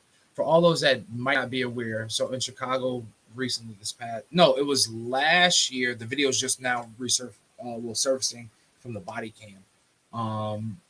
13-year-old boy in Chicago was found. Well, he was with a 20-year-old man. Late at night, 2 a.m. in the morning, and the 21-year-old fired shots, multiple shots. Chicago's shot signal system found, alerted it, so they responded. Shots fired. The 21-year-old was a pussy and a coward, and I say that because I understand why he gave the 13-year-old the gun. 13-year-old gets caught with a gun and mindset. He's going to get less time than the 21-year-old, right? So the 13-year-old gets a gun. The cop sees him, starts to chase, gives chase. As the kid is running down, he tosses the gun. My bad. I do. The guy, Rob, there's so fucking many of them. So it's many. hard to fucking remember it. I got to oh, no, yeah, I do. And then he tossed the gun and they shot him. And then I think they kicked the gun back over near him. So, assholes. But they said it was found. Well, his prints and everything was found. Everything was matched, to the kid, to the 21-year-old, to the kid, and the residue, right? So personally, I said, damn, here we go. Of course, you hear about it. And I've learned, as everybody should have learned by now, you can't just go off the headlines. So I look at the video. And then instead of looking at the same video again, I go to Fox to see how Fox is portraying it, to see, so you can get all kind of aspects. And then, of course, Fox, they show the gun. Like, see it, like a lot of the left side, so like MSNBC, CNN, they weren't highlighting the fact that the gun was tossed. They didn't freeze frame it. They just said, hey, it was shot. So I said, shit. Then I started thinking how, once again, I relate everything to military experience because we had to do these search and finds. We had to do key leadership engagements. We were out there in the fucking mud with everybody, right? If I'm pursuing somebody and I know what kind of call I'm going into, and there was already shots fired, and they did like the calculation. It was like 0.816 of a millisecond of reaction time. Not even a whole second, right? From when the kid tossed it, put his hands up, and was shot. This honestly was probably one of the more difficult, because as much as I wanted to be angry that I'm still angry at this 13-year-old is shot. But to be honest, I'm not as upset with the officer as I am with the parents of the 13-year-old and whoever that 21-year-old was that was an influence on him, right? Those are the situations, and I know it seems like I dog the cops a lot. I know it seems like I dog the police a lot, but there's some times where just like the incidents, I think it was Arizona where the officer was killed by the guy in the white truck that pulled out the AR and murdered him, which is nasty and disgusting. Which I definitely want to kind of hit on next week. We won't, but with the Chicago shooting, and then also with now the trial of Derrick Chauvin ending, it had me really thinking, like, here's an example of necessary versus unnecessary, right? I can see where the necessary force might have been, the force might have been necessary to shoot, but then I also don't understand why in the civilian world, especially in the police force, it's shoot to kill instead of like shoot to disable or shoot to injure, right? So in the military, when we're taught, if we ever had to engage somebody, it was like shoot to injure, then shoot to kill. It wasn't just, aim, center, mass, and whatever. You know what I'm saying? Why is that here, right? So like, why couldn't he like right at the, you know what I mean? Like with that reaction time, shoot him in his leg. Listen, if the cop's gun's out of his fucking holster before he's even engaged with you, the chances of you getting shot, I would think, are like 90% higher than if we're just coming at it with holstered weapons, asking questions, getting some responses. It's, again, we've seen a few of these videos where even the one with the white dude that eventually just pulled off away from the cops. I mean, if the cops come up to me with their guns drawn, I'm not running from them for some specific reason. This is just a pullover and your gun's already out or your hand's already, you unbuckled the holster and your position. We've got a fucking problem here. What the fuck is wrong with you? But they go for the gun first, right? I'm going like 12 miles over the speed limit. You feel like you have to have your fucking, like, are you insane? You listen. You shouldn't be a fucking cop if that's your go-to move. My profile picture says it's the best. If you're too scared, if nobody told you you're scared ass to be fucking be a cop. Yeah, dude, you could be a traffic cop too. You could be one of those cops. You just stand on the fucking road and you do this. Yeah, nobody told you scary ass to be a cop. Just be that shit. You don't have to. If you're afraid of people, especially like black people, don't do patrol and whatnot. It's not for you. You know? Or if you hate Hispanics and you live in Arizona, don't be a patrolman. I will say this. Because you're going to be really confused at who the illegal immigrants are. Super good. You're going to just be like, anybody that's brown, I'm just going to ask. Because I don't know. They all look like they come from Mexico. So I don't know. But I guess I'll just ask everybody. Which, of course, the Constitution. This is the other fucking thing. The Constitution. For all these motherfuckers that love the Constitution, I don't think this document could be any more clear that police officers can't just be like, black, empty your pockets. Can we also... Doesn't work that way. Can we also talk about being black doesn't make you suspicious or likely to have just committed a crime. Does everybody understand that? Because I feel like a good portion of the population doesn't. That I know people that think that if you're down in the Texas, Arizona area, that it's all right to ask every Hispanic if they're illegal. I said illegal, not illegal. If you're illegal. Which is a shitty thing to say to somebody. Yeah. Either way. It's a fucking human being. Illegal, what do you mean are you illegal? They're a human being. What's wrong with you? The Constitution definitely needs to be updated. Again, the Constitution was originally written where you had no fucking rights. They had to add the 10 amendments to give you the right to free speech, assembly, religion, guns, due process. It didn't even fucking occur to them to give you those rights. So if you're an idiot and you're like, well, I'm an originalist, well, then you have no fucking rights, dumb fuck. None. Zero. They literally wrote that shit, and like a couple days later, they were like, something's missing. What is it? Right? What's missing here? Well, what do the people get to get? I don't know. If I can come up with a list of 10 bullshit things, you could fucking stand in the town square and yell at each other if you want, but not for too long, and you need a fucking permit. See, again, no amendment's absolute. Not the second, not the first, not the 10th. None of them. There's some restriction to every amendment that we have.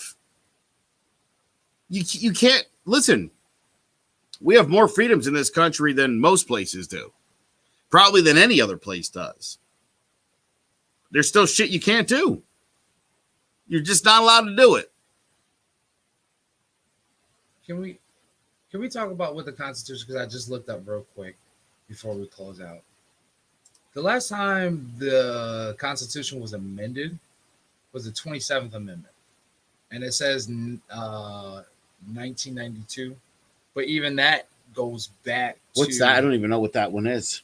So here we go. 27th Amendment, 1992 to the Constitution of the United States that required any change to the rate of compensation for members of the U.S. Congress to take effect only after subsequent election in the House of Representatives. The last amendment was giving themselves more money, the permission to give themselves a raise. Commonly known as a Congressional Compensation Act of 1789.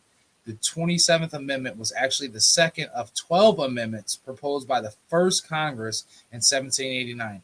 10 of these would be ratified and become the Bill of Rights. This is all coming from the Britannica. So again, I hold that. In the original Constitution, not only did black people like Rob and women not have rights, even the white landowners like myself, if I wasn't hanging out with George Washington, same shit. No rights, and nobody gave a shit what I thought. So much so, the old Electoral College put into place so that we don't get to pick the president. They do. So this is all in the history books. You could read it if you really out there doing your own research. Look that shit up. Since we're talking about looking up, and this will be the last kind of like hit topic for the night. Because I want to dig deeper into this after the verdict comes out. But as we know, the Derrick Chauvin trial is closed, and now it's up to the jury as of today. I just want to kind of like hit on two things, because I had mentioned Eric Nelson, his defense attorney, defense lawyer of Derrick Chauvin, being pretty much shitty. After hearing his closing arguments, it pretty much confirmed that, like, either A, he's a shitty fucking defense attorney, or B, he really had no evidence to work with and no kind of like anything substantial. It seemed like literally he was sitting there at a wall with nothing but like sticky balls, and just throwing everything and seeing what would stick. I'll say this, Rob. I mean, if I were him, again, I suppose the money's going to be pretty good from this. Oh, yeah. The paycheck you're getting from this, but you'd probably be able to write a book off of it, too. I think the check that he got, honestly, outside of this, especially if Chauvin gets, murder, he's done. But so here's the thing. Well, of course, no, he's going to be fine. The lawyer's going to be fine. You think his rate is still the same? Oh, yeah, of course. Listen, this is how this works. Well, you know who Deshaun Watson's attorney is? No. Rusty Hardin. I know Rusty Hardin because everybody that fucks up in Houston hires Rusty Hardin. Okay. If you hire Rusty Hardin, you're fucking guilty. And every fucking body knows it. If you hire Rusty Hardin, you did it. Facts. Hold up. Why do you fucking hire Rusty Hardin? Because that motherfucker will come up with how do we know it wasn't aliens? Did anybody see no aliens doing it? I'm just saying. Gonna put the reasonable doubt in. That's what these guys do. Gotcha. And they love him. And that's that guy will always get hired because they know that guy will come out there and say bullshit. Now, if you're Attorney Nelson, right, and you get the phone call and they're like, Attorney Nelson, the Chauvin family's on the line. You're like, fuck that. Doubling the rates. What do we got? Got you. Yeah, listen, there's video. All right. Well, how's the video? It's fucking bad. It's damning. Like 8 minutes, he's on the dude's neck. Yeah. 8 minutes? Fuck, that's bad. No. Not 8 minutes. Oh, good. What is it? Like 9.5 minutes. Fuck, man. 9.5 minutes. Shit, is he at least doing like the shit that they taught him at the academy? Nope. Oh, damn it. Well, what about the people around? There must have been a rowdy crowd. Yeah, they were all like, hey, Officer Chauvin, get off that dude's neck. I think you're fucking killing him. But did anybody in the crowd push Chauvin off of him? I think that's what this really all boils down. I mean, dude, if you're that guy, let's be honest. There's a fucking video of your guy on top of that guy, then he's dead. I want to know what his You could be motherfucking Perry Mason. How you going to explain that shit? How do you? That's what I'm saying. So listen. It's easy to be like, this guy's an asshole. But listen, his job is to look those 12 people in the eye. And get one of them and not laugh. And be like, well, I mean, again, we don't know. We're not doctors. But even we're not. I know we heard from 4 doctors, but you're not a doctor. I mean, it's like super stupid, petty shit because, again, what's he supposed to say? Well, you saw the video, so I guess all I could do is say, please let my client, dude, this is like one of the worst from a defense standpoint. Holy fuck, dude. The worst. Not only did you murder a dude on video for like, what is it, 9/16? I want to know what is it now? I don't remember I know that everybody's like 9 minutes and 16 seconds. Like 9/16, I think it's up to now or whatever. Like, dude, if you're that defense attorney, like there was not one. You know what I mean? You're like, tell me George Floyd was at least high as fuck. He was. Well, all right. At least we got one in our corner. Because, dude, everything else in this case is bad. It is so fucking bad. Even the other douchebag cops that were like, when the other people were like, hey, Asian officer, that black guy's really struggling. Should do something for him. Nope. He was like, nah, man, I can't. I'm new. And that's what I can't wait to see what their trials end up being. Oh, I can't they wait. should all. I don't want any of them to go to jail for too long, but I think every one of those dudes that were standing around that didn't do anything. Okay. I'm talking. Yeah, I mean, like they when can I do say a solid that, 4. I was just solid 4. I legit was just going to say I think every one of them does a solid 5. 5 years in jail, motherfucker. See what that shit's like, and you can't ever be a cop again, obviously, because you just went to jail. And Chauvin definitely. So you're done. But yeah, Chauvin, they should they should kill this dude, straight up. If again, and here's the reason I say this, because I'm not a big capital punishment guy. I'm not. But if you do something super fucked up, and the evidence for it is on tape, like the whole thing's on video. This is as like blatant a murder as you could possibly witness. Like for me, the abuse of power and the fact that after he was a dick for so long and was offered help from a medical professional and turned it down, is responsible for that man's death. And dude, he may as well have got on his back and just till he was dead. Would you be all right with that? What if he would have just knelt down on Floyd and just put a bullet in the back of his head? Would you be all right with that? They would be, because the whole comply or die, the comply or die mentality.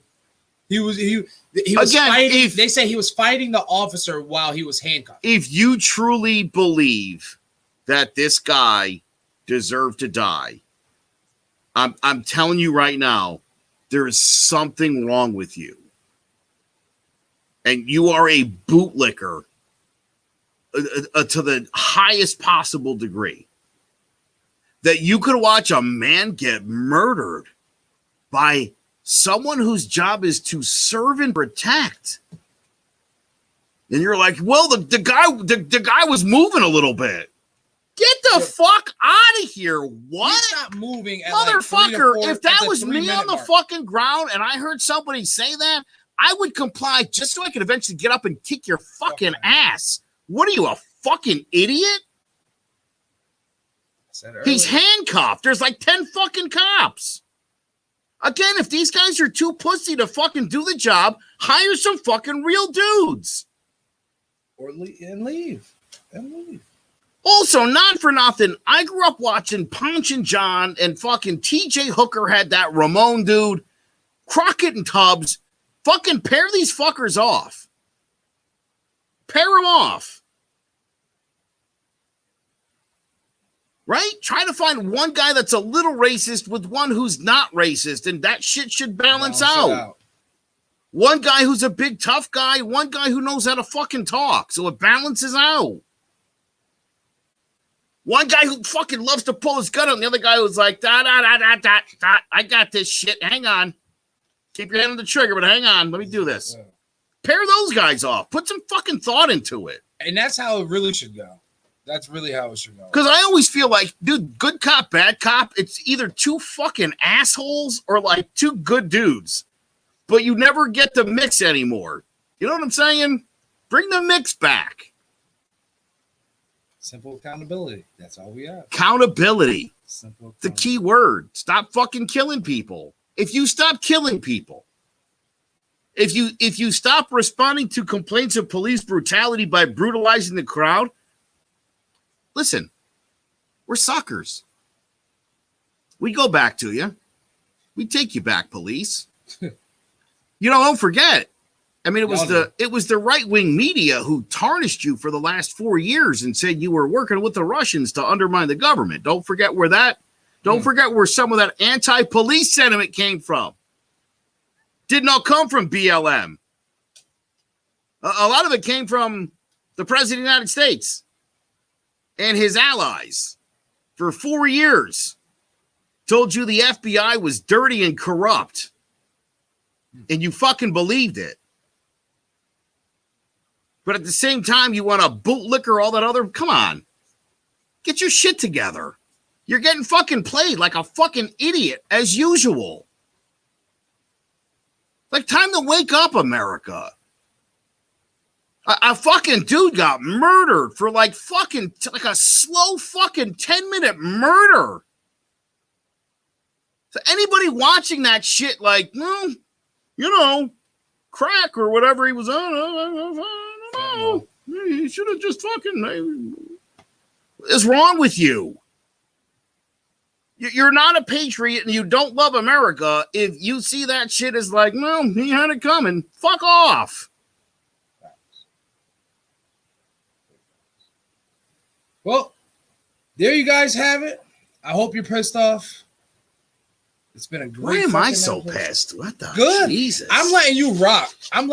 because white America needs Let me to say hear this something. from you. I will tell you something. White America, I agree with you. I agree because I mean they don't seem to want to listen to you. No, they're scared of me. I mean, I'm telling you, they're scared of me. 5 years ago. 5 years ago. That's how long this shit was. 2016.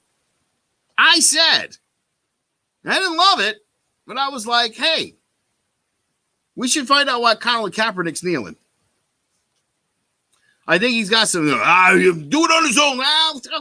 Do it whenever, but he's doing it. Why is he doing Why do we find out what's going on here? Because I think this is some serious shit. And I'll be honest, I love America. I don't want to see people kneeling for the anthem.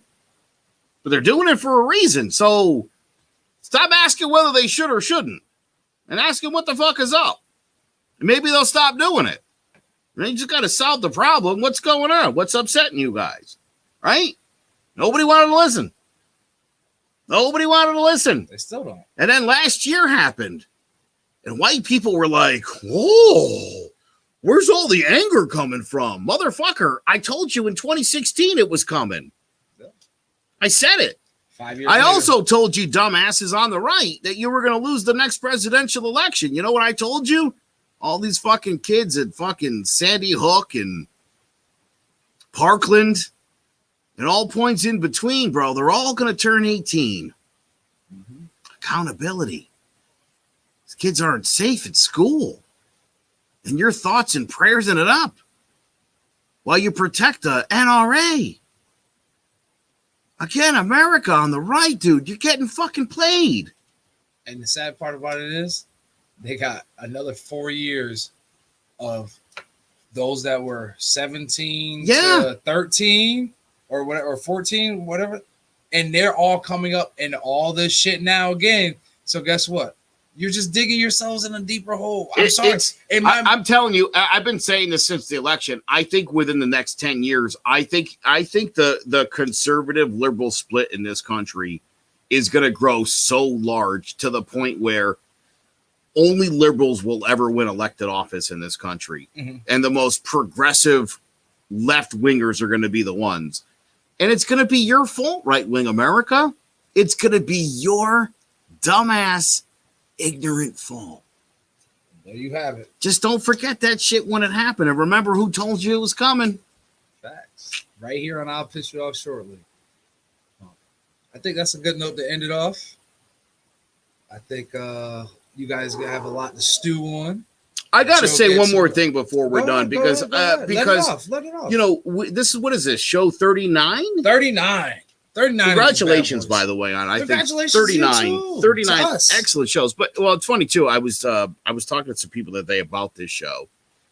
I mentioned the name of it, and instantly everybody goes, "That is the best name of a podcast ever." And I tell people, I'm like, I almost wasn't on it. Like, I helped Rob create it, and I was going to be a producer. We were going to find him a co-host. And secretly, I was like, fuck, dude, I want to be on that show. I'll Piss You Off Shortly. Sounds so good. Because, again, I don't swear on most of my other podcasts. This is the most real you'll hear from me. Which is necessary. Yeah. Well, so last week, man, we're obviously at my studio, so we're in my house. And after we finished up, you know, Rob and I went and chilled for a little bit. And, you know, you actually said to me that there were points last week where you feel like you blacked out. You said you don't even remember saying it. You were so heated and passionate. Yeah. And I want people to understand something. That shit was real. That wasn't like hamming it up on camera. Like, this guy was like fucking beside himself. This is my friend right here. Like, beside himself about this shit. About other black Americans dying. That he doesn't know these fucking people. Why is he all pissed off about it? And that's because every time I see it, and more, I see me. Yeah. I think about it. Feels like it's getting closer, doesn't it? Like, it feels literally the walls are closing in. And I said this on Divided We Stand earlier. This week alone, I saw two people getting pulled over, you know, different times of the week. They were two young black men, or two black men, I should say. I don't know their ages. So I pulled on a side street where I could see just to make sure, because that's where I'm at. Because I would hope that somebody would do it for me, because now I just feel like it's necessary. Because you never, between the second lieutenant and Virginia and everything else going on, you never know. You know what I'm saying? So it's just like, I don't know. It's something that, like I said, I've never been scared to be black in America until now. And that's just the simple way you put it. And like you said, like the passion. And that's the worst part about it. Everybody, not everybody, but a lot of people, especially on that right side, or, you know, on the conservative side of thinking, they misconstrue passion for anger. And they're like, oh, well, he's just always mad. He's just angry. Well, why the fuck do you think I'm this way? And especially this episode, I tried to like dial it down a little bit, because it's sad that I had to dial it down to make other people feel comfortable. And that's not really what I'm about, right? But the fact that, like, a lot of people and some of the viewers and like outside viewers and some of the listeners, they're like, well, you're just always yelling and screaming and angry. Well, did you ever look at why? Right. Or ever think about why somebody like me, Yeah, I'm 6'3", 265. You know what I mean, on a good day. And I had this conversation with people all the time. They're like, Rob, you speak so low. Why do you always speak so low? 6'3" and 265. If I even try and project across the room, it seems like I'm yelling because of my voice. So yeah, I have to speak low. If a cop, how many times have I've been cops come around? Cars going by. Do you know? No, I don't know why you'll stop me. Well, why do you have an attitude? I don't have an attitude. I'm big and I'm black and I have to project. There's cars going around. Or you know what I mean? Or like if I talk normal, it's just loud. I'm not even yelling now. It just sounds loud. So those are the things that I have to think about. Hell, I'm still the same guy when I walk past somebody as a big black man in America at my job. I walk between women, white women especially, all day. I keep my hand behind my back, excuse me, make myself as small as possible. Because not only that I'm a man, but I'm a big black man and I know what goes on with society. With how touching and feeling or a bump can be misconstrued to something else, or he's over me, or he's, you know what I'm saying? And I work retail. So I'm around people all the time. But these are the things that I process in my head. I have to speak low when somebody says something to me.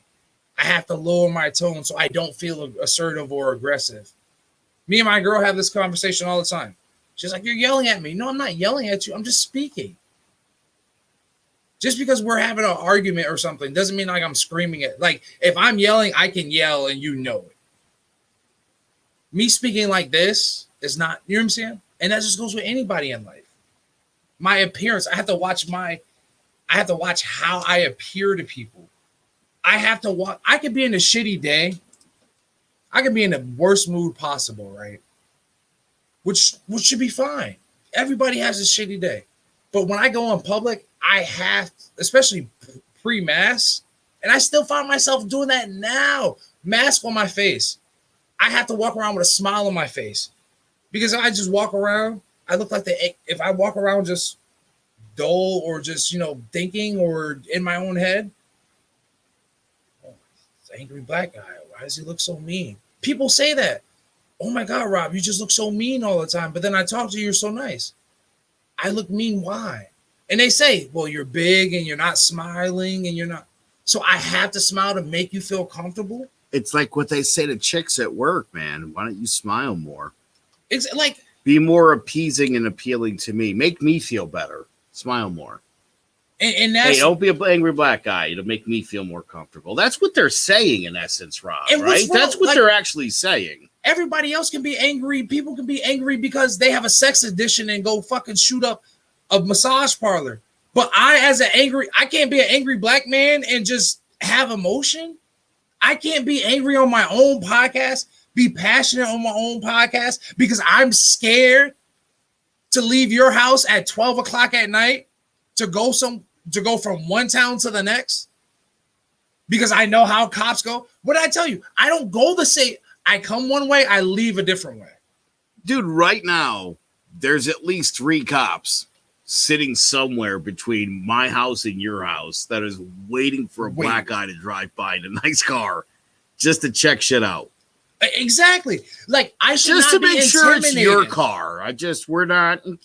Probably is, but just can you show me your registration? Joe, I go 35 and a 35. Leaving, like, I go down that main road, the speed limit. I saw a cop sitting. I slowed down and I was going the speed limit because I don't want them to think anything, but that's still a fuck up, right? I've been going the speed limit, slowed down because I saw a cop. Why'd you slow down? Yeah, right. That's suspicious. I slowed down because I didn't want no problems with you, but here I am with fucking problems with you. Yeah, they get you with that one. So you can't speed by him. You can't slow down by him. You can't do anything. Can't look in their direction. Exactly. Imagine, Joe. Why were you looking at me? Why are you looking at me? Because it's 1 o'clock in the morning. I'm black with a decent car driving these back roads. And I know you're looking for a reason. Also, I have a fucking TV, and I've been watching it the last few years, and I know what happens. JT, great comment. Stop killing people. You'd think that stance wouldn't be met with so much hate, especially from blue families. Listen, blue families. I like the cops. Calm that shit down, though. You can support the blue, but when they shoot people for no reason, you could be like, guys, cut the shit. Cut the shit. It's all right to say that. Again, it's that accountability that you want everyone else to fucking have, but you don't want to apply it here. One last thought. Sander mentioned, I mentioned Rusty Hardin. Yes. Rusty Hardin's doing a great job with Deshaun Watson. Of course he is, because he's literally, Rusty Hardin has made it so that all of the women accusing him of sexual misconduct have to be publicly identified, which, as you know, is exactly the opposite of how sexual assault cases generally go. Yep. Rusty Hardin, most famously representing Roger Clemens. This motherfucker actually represented Enron in front of the Supreme Court. Just so you know what kind of scumbag you're dealing with. His clients, Rudy Tomjanovich, Warren Moon, Wade Boggs, Scottie Pippen, Steve Francis, Calvin Murphy, the old guy that was banging Anna Nicole Smith. Oh, jeez. He represented, guess who? The old man's estate. He made sure that Anna Nicole Smith died a penniless whore. Jesus. Thanks, buddy. Also, he represented Joel Osteen and his wife for being total fuckheads. So this guy's really good at getting people off. He's so good at getting people off. Deshaun Watson had to hire this guy. That was a jerking off joke. Get it? He's so good at getting people off. Deshaun Watson hired him. We need our sound effects button. You're welcome. I'll be here all week. And on that note, make sure you guys are catching us every week on Monday nights at 9 p.m. Facebook, Instagram, YouTube. Make sure you guys are liking, comment, subscribing, share. You spend that digital currency. If you want to spend some real currency, go ahead. Oh, you can send it at on Cash App, $. I'll pitch you off shortly. Or you can go ahead and send some Bitcoin too. Now you can send Bitcoin on Cash App. Send some Bitcoin. So send us some Bitcoin. Spend that digital currency. Spend that some of that. Either way. Gonna be working. Like I said, we got some new merch. Hopefully in the works soon. I've been working on some things. Sorry, it's a one-man show with a lot of things going on. Well, not a one-man show, but like merch size. But anyways, appreciate everybody's support. Make sure you guys are checking us out. clovercrestmedia.com/I'll pitch off shortly. And then also all the other 15,000 shows that we have on Clovercrest Media, to include 20,000 live shows every week that we're just bossing over. So, like, comment, subscribe, check us out, tag us, let a friend, tell a friend, and tell a friend. Appreciate you guys as always. See you next week. Good night.